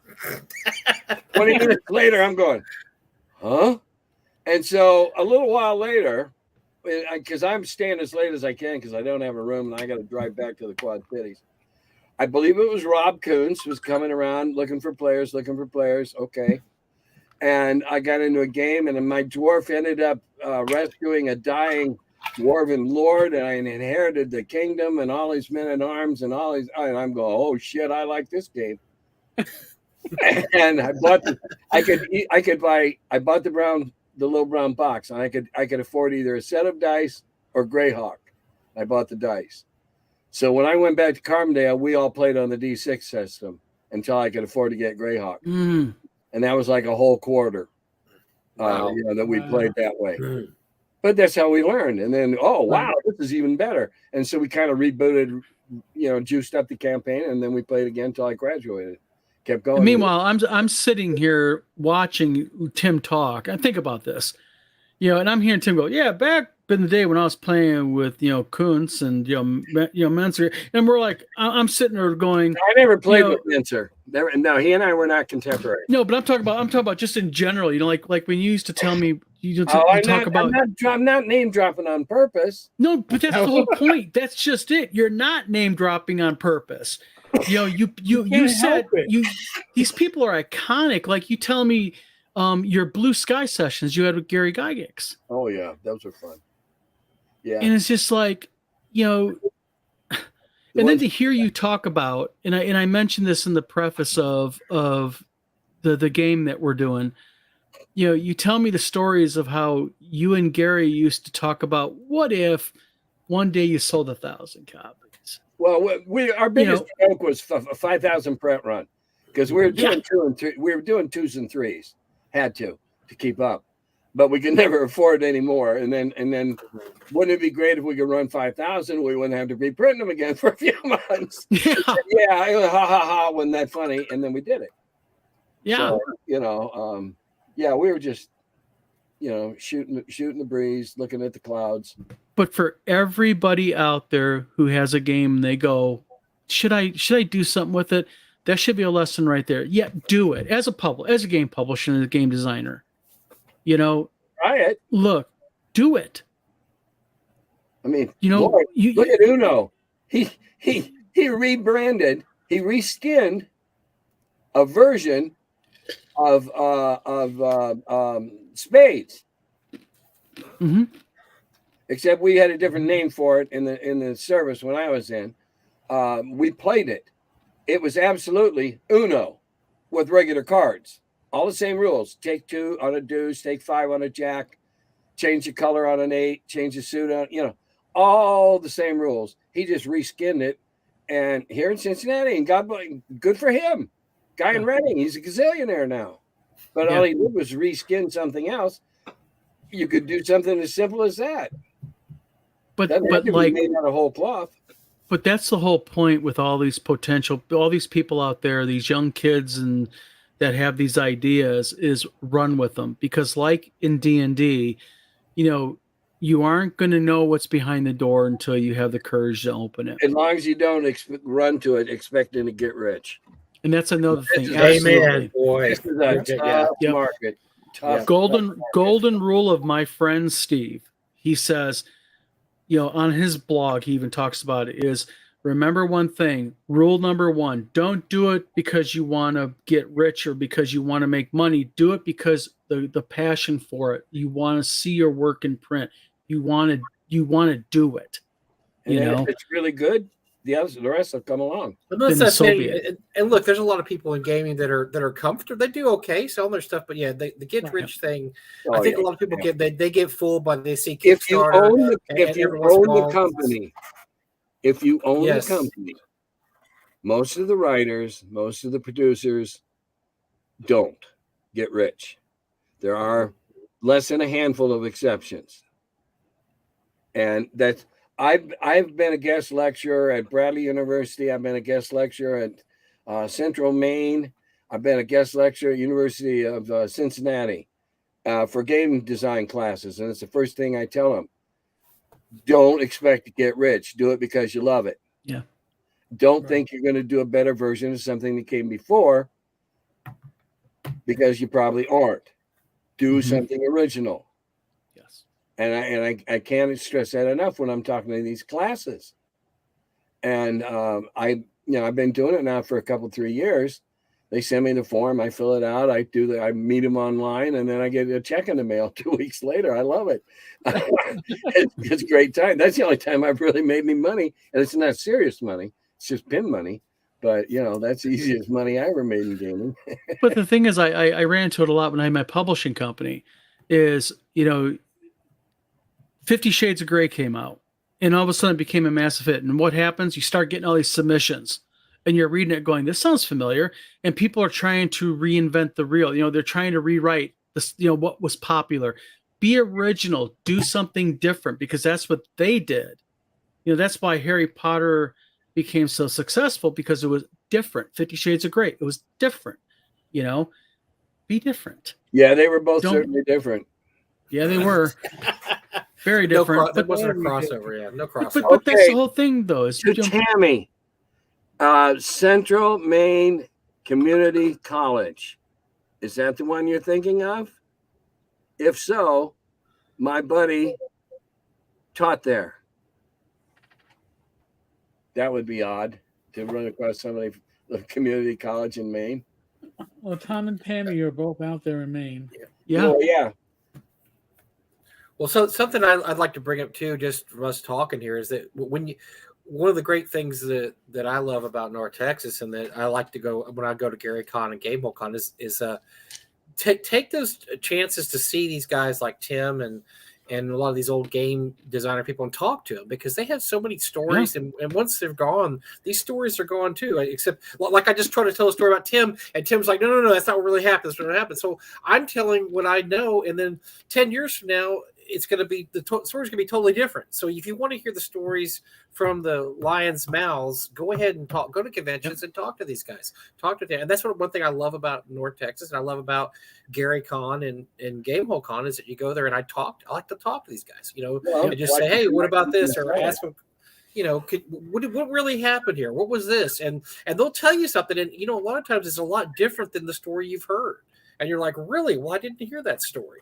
And sure enough, it's, you're hearing it from the horse's mouth, and they're going to tell you that, look, no, this really happened. And it's just cool to be able we still have these guys around, because another generation, a lot of these guys aren't going to be around anymore, and they're not going to be able to tell these stories, and they're not going to be able to tell you, what happened or what it was like to go to, one of the early Gen Cons and play D&D. And so definitely.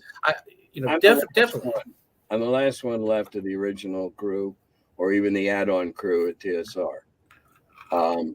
Most of what I do on the Curmudgeon in the Cellar is tell stories and answer questions of how we used to do it, or how I still do it, or whatever. That's the only subject matter is what's left in the comments the week before. Mm-hmm. So if you want to know something, put it in the comments, and that's what I do. I've got 279 of them now. That's just the numbered ones. There's another 40 or so on that aren't numbered. It's a wealth of knowledge there. I mean, this is a really, really good wealth of knowledge. So definitely check that out. I put a link to the channel in the chat. Okay, thanks. I find myself watching a Curmudgeon every once in a while, because I like to hear the old stories. That's it's funny, because I talked a couple of years ago, Alan Hamnick was telling a story about getting fired at TSR, and it was a fascinating story, because I don't know where, you're not going to read it anywhere. I mean, all you're going to do is hear it from Alan, and he was telling me when he got fired, and I didn't know, and he had stock in the company, and there was a codicil that if you get fired, you immediately have to get paid for your stock. And so apparently Brian Bloom didn't know how much stock Alan had. And so he takes him in the room to fire him. And Alan goes, "Great, you owe me this amount of money, this much money." And his face just went, "What?" Well, I can tell a story that I believe to be true about stock at TSR. Here we go. Okay. Involved an individual named Will Niebling, who went on to underperform at other places after he was at TSR. Ouch. All right. I love it. And he got Brian drunk. And Brian signed over a whole lot of stock options.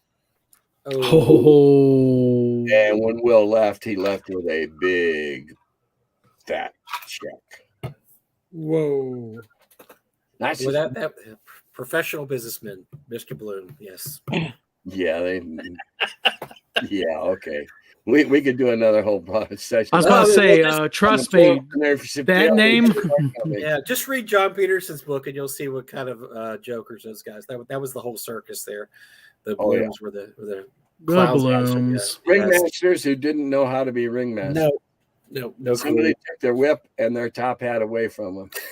But those The ringmasters who should have had red noses and clown shoes on. Yes, those are the two. Yeah. But those are the stories you like to hear, though. Those are the fun stories that aren't really told. But there's very few people to give a shit anymore about what went on back then. Oh hell, because we're a dying breed, like you said. We're a dying breed. Yeah, 5e players don't give a damn.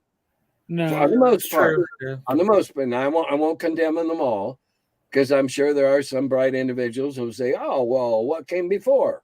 And they'll find out. Right. But in another 15, 20 years, I'll just be a Google entry, a Wikipedia entry.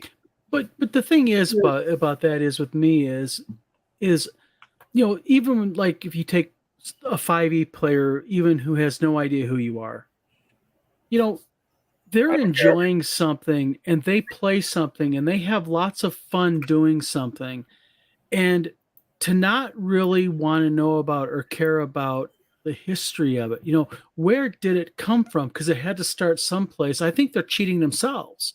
And I'm not talking about 5e. I'm talking about any player out there who doesn't give like, and I've heard it many times. Well, I don't give a shit. Well, but the thing is, to be honest, how many people give a shit how Monopoly came around?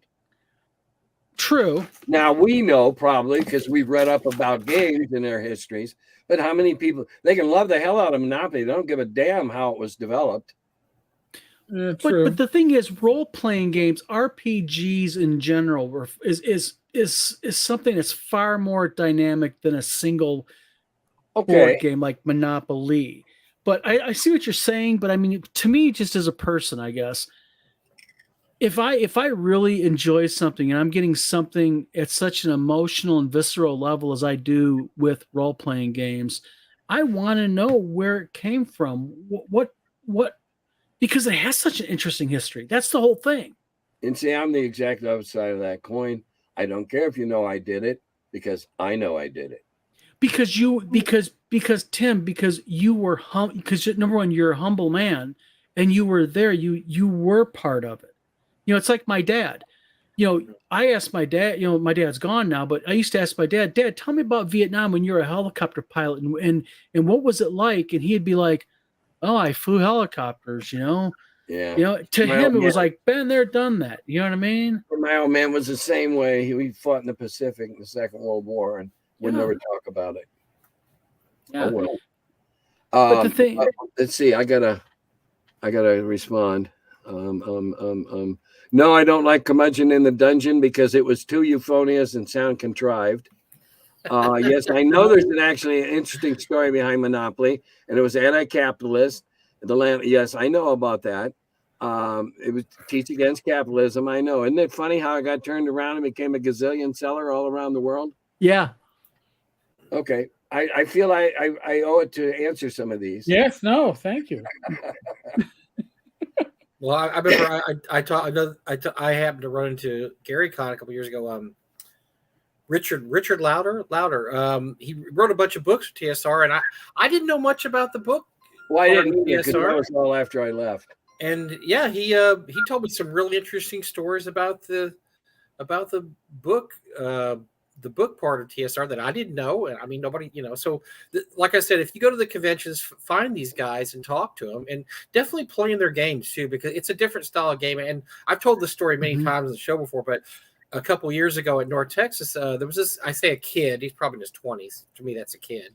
Yeah, and me too. I was like, yeah, what are you playing in this weekend? He said, well, I'm playing in a 5th edition game on Friday, and I'm playing in a 1st edition game on Saturday. And I said, okay, that's interesting. I said, why did you decide to do that? He goes, well, I wanted to see what D&D was like on the hard version. I want to see what the hard version of D&D like. Okay. I've heard that 5e is too easy. And I said, well, I think that's a great idea, because it is good that you're experiencing the history. But he was very interested in, I want to know about older versions. I've been playing 5e my whole life, his whole life. He's like 22 or 23. Yeah.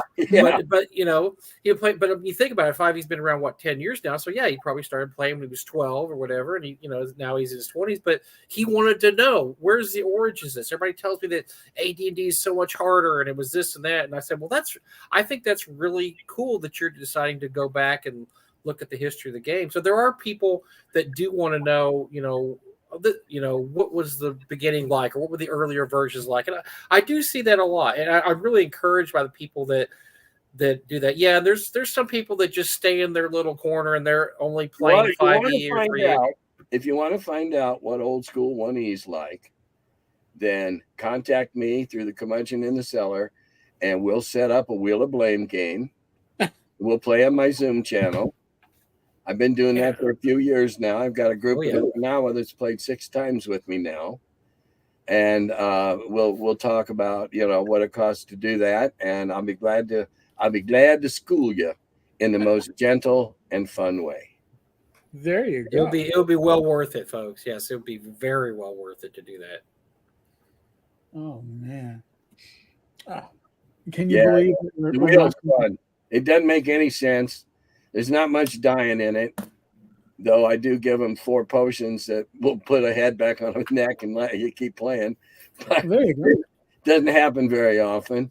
It's more about thinking outside the box and thinking your way out of stuff than it is about hacking and slashing, which is why I like it and why I get people coming back for it. It's thinking man's D&D, not Brawny Conan Kill D&D. It's not Gru. Mm-hmm. It's not Gru. Oh man. Well, one of the things that I did a Kickstarter for Gru too. I love it. I love Gru too. One thing the kid did tell me was that, well, I heard that you can die in old versions of D&D. I was like, yeah, that's pretty accurate. You can't actually die, because apparently he was saying he never died in 5e. I was like, yeah, you could actually die in earlier versions. That's true. Well, I had a guy contact me through Facebook and ask me, is it true you could really die in first edition? And I go, yes, you could, in many and horrible fashions. Yes, you can. Luke, I'll tell a story on Luke. He won't mind. Last convention, he was running a 5e game, and he came in to where a bunch of us were hanging out. At the time, he was all done and flustered. And my God, it's hard to kill anybody in 5e. You just can't kill anybody. You got 3 saving throws. You got to lose them all. He was so frustrated because he'd made something lethal and tough. And Yep. I don't like the later editions for that reason. You already start amped out. And I just don't care for that. It's because video games. If you look at the versions now, and I didn't know a lot about video games till my grandson introduced me to video games, but it's very much a video game mentality among kids now. That I'm going to restart, and that's I think D&D is catered to that. Where just restart. You're fine now. You're okay. Start again. And that doesn't chop what Gary used to do in the old days. We'd be playtesting. You'd be going along. Whack. One of the guys got killed. Next time you turn a corner, there's your brother Bob. You didn't have some kind of. And we kept playtesting. Oh, look. Yeah, we left more dead brothers and cousins. Yeah. It was like a family reunion in the the G series went through dead brothers and cousins like God. When we were playtesting that. Oh yeah, we left a trail of dead relatives. But that's it's a special thing. You only do it at cons or when you're playtesting or whatever, mainly because you want to keep six people focused on it. You don't want to let him go have supper. No, get back here, pay attention. I need to know what's wrong with this. And see, that's what people don't do when they playtest. They don't ask what's wrong with it. Because they playtest it with their friends who all want to tell them how great it is. Oh, thank you, Tim, for saying that. Playtest it with strangers who have no idea who the hell you are. Yes. And now you'll know what your game's worth. Yep. Just like with editing, I don't care how blunt and honest your brother-in-law Bob is. He's not a good editor for your work. Get an editor, a real editor. I see here all these people died in Traveler creating their characters. Yeah, you can do that. Tom, Tabletop Tap Room is asking you, Tim. All the art in 1E D&D shows characters dying at the hands of monsters. Was that planned? Yeah, they're supposed to be scary. They're supposed to be worth those experience you get if you kill him. Yeah. Yeah, you bunch of cowering. You're going to lead a castle of cowering orcs down. What kind of a picture is that, leading these captive orcs down the hallway? No, show them with that ogre about to smash him into jelly with a big dick. It's supposed to be scary. It's supposed to be weird. It's supposed to be different. I always look for the different. And that second one, try going an adventure in a glacier. You can't fight where the shit. You're on wet ice all the time. I love throwing those kind of challenges in the face of the adventurers to adapt. And the later editions don't do any of that. I mean, they start out with amped up characters that are five different player character classes all together. I didn't like doubles. The only one I agreed with was a bard. I thought because the bard's badass in first edition. Extremely so. I mean, you got to be good at thieving. You got to be good at fighting, and only then do you get to learn how to sing.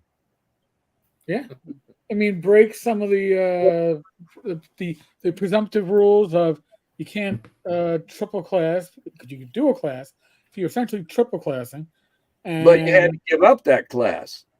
Oh yeah. Once you gave it up, you didn't advance in that class anymore. Exactly. But once you made it to third level, that was it. You went on to first level all over again. Yep. You kept your hit point, and those bards could potentially be hit point machines. Yes. I know. Bards were a badass character. Yes. I always loved bards. Powerful. It's hard to play one, and it's hard to be taken seriously when you're playing one. Yeah. Till you kick their ass. Yeah. So, you know who Dan the Bard is? no. He does songs about D&D. Oh, now I know you're talking about. Yes. Yeah. He does a thing about Bandcamp when the second edition Bard thought he'd get smart with the first edition Bard and got his ass kicked. It's a hilarious song. It's just hilarious about how he didn't know you had to be a fighter first. he didn't know that. Now he does. Dan the Bard, great stuff. Look him up online. He does some of the funniest. No, I don't get a cut. He does the funniest stuff about role playing, particularly D&D. It's brilliant stuff. Brilliant. Wow. So, Don, you want to recap the? I think we're looking at our 2 hours. So you want to recap? We have hit 2 hours, believe it or not. Yeah, we went right over it. Basically, link down below goes to the Wizard Tower Games online store that was made online to date. It's got to have some fixing done to it. We're adding more product to it, but basically, there's two versions of this game. There is this, which is the limited edition hardcover. There's going to be a soft cover, but the soft cover does not have the added maps, the added races, classes. But this edition has bunch of pre-gen characters, 16 unique monsters that are very, very unique that's you haven't seen before in D&D. It has a whole bunch of pull-out maps that you can use for this adventure and also beyond. It is hand-signed by Tim Kask along with a certificate. Really looking forward to that. Yeah. And a certificate of authenticity comes with it. There is the 4-page Marvin the Mage spread in it by Jim Wampler. And also like I said, the various versions of the game that can actually be individual versions themselves throughout the entire book. Total page count on this is just shy of about 200 pages. So it's a beefy book. Holy shit. I didn't know it was that big. Yep. Damn. I didn't write all that. Yep. Well, you didn't write it all, but when you start taking a look at it and start getting things converted, and then we start getting into the first edition version of it in the 5th and start doing some expanding of things and adding of some things. I know. It's $95, but you get so much with it. I mean, there's just so much that comes with it that and there'll only ever be 300 of them, so it's an immediate collector. That's right. Yeah. And on top of that, there is going to be a portion of the proceeds of this is going to go to two different fundraisers. One is going to be the 9/11 Survivors Fund for victims of 9/11, and also to and this is for we all seen Rach, Eric's wife. Yep. Eric's wife. They announced this publicly last week, so I'll say this: Rach has been diagnosed with breast cancer.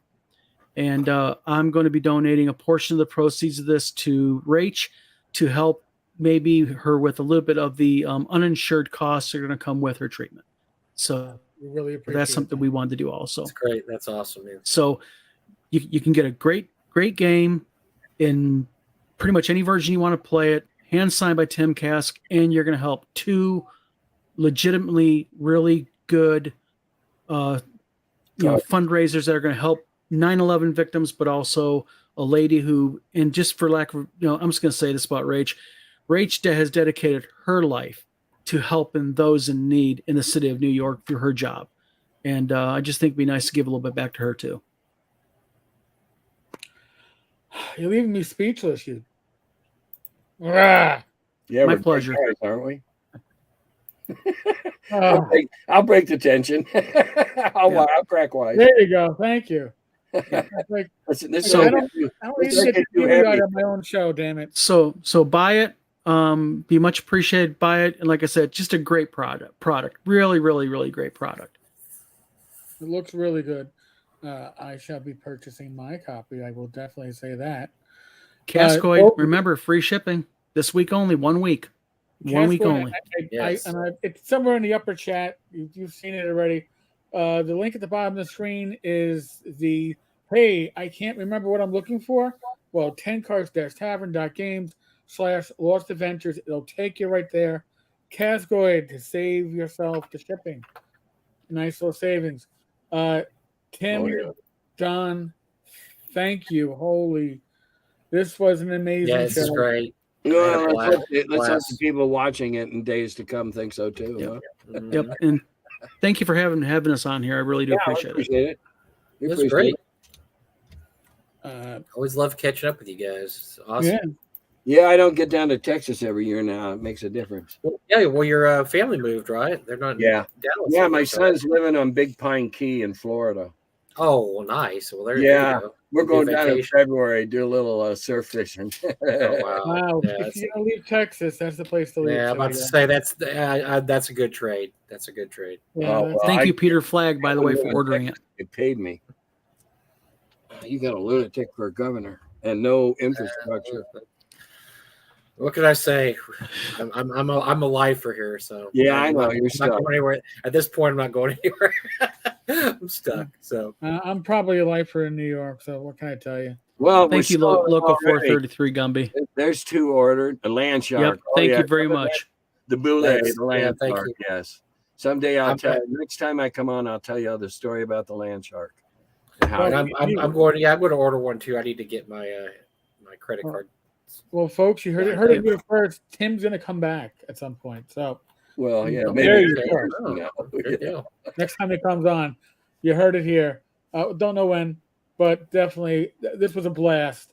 Holy crap! I love it when my main responsibility is keeping up with the chat, because that means that you all are just as Carrying the load. excited as we are. Well, thank Thank you, Mike, and thank you, Eric, both for having me on. And by the way, Tim, thank you also to you, sir, for giving me the honor to work with you. Oh, it's been fun so far.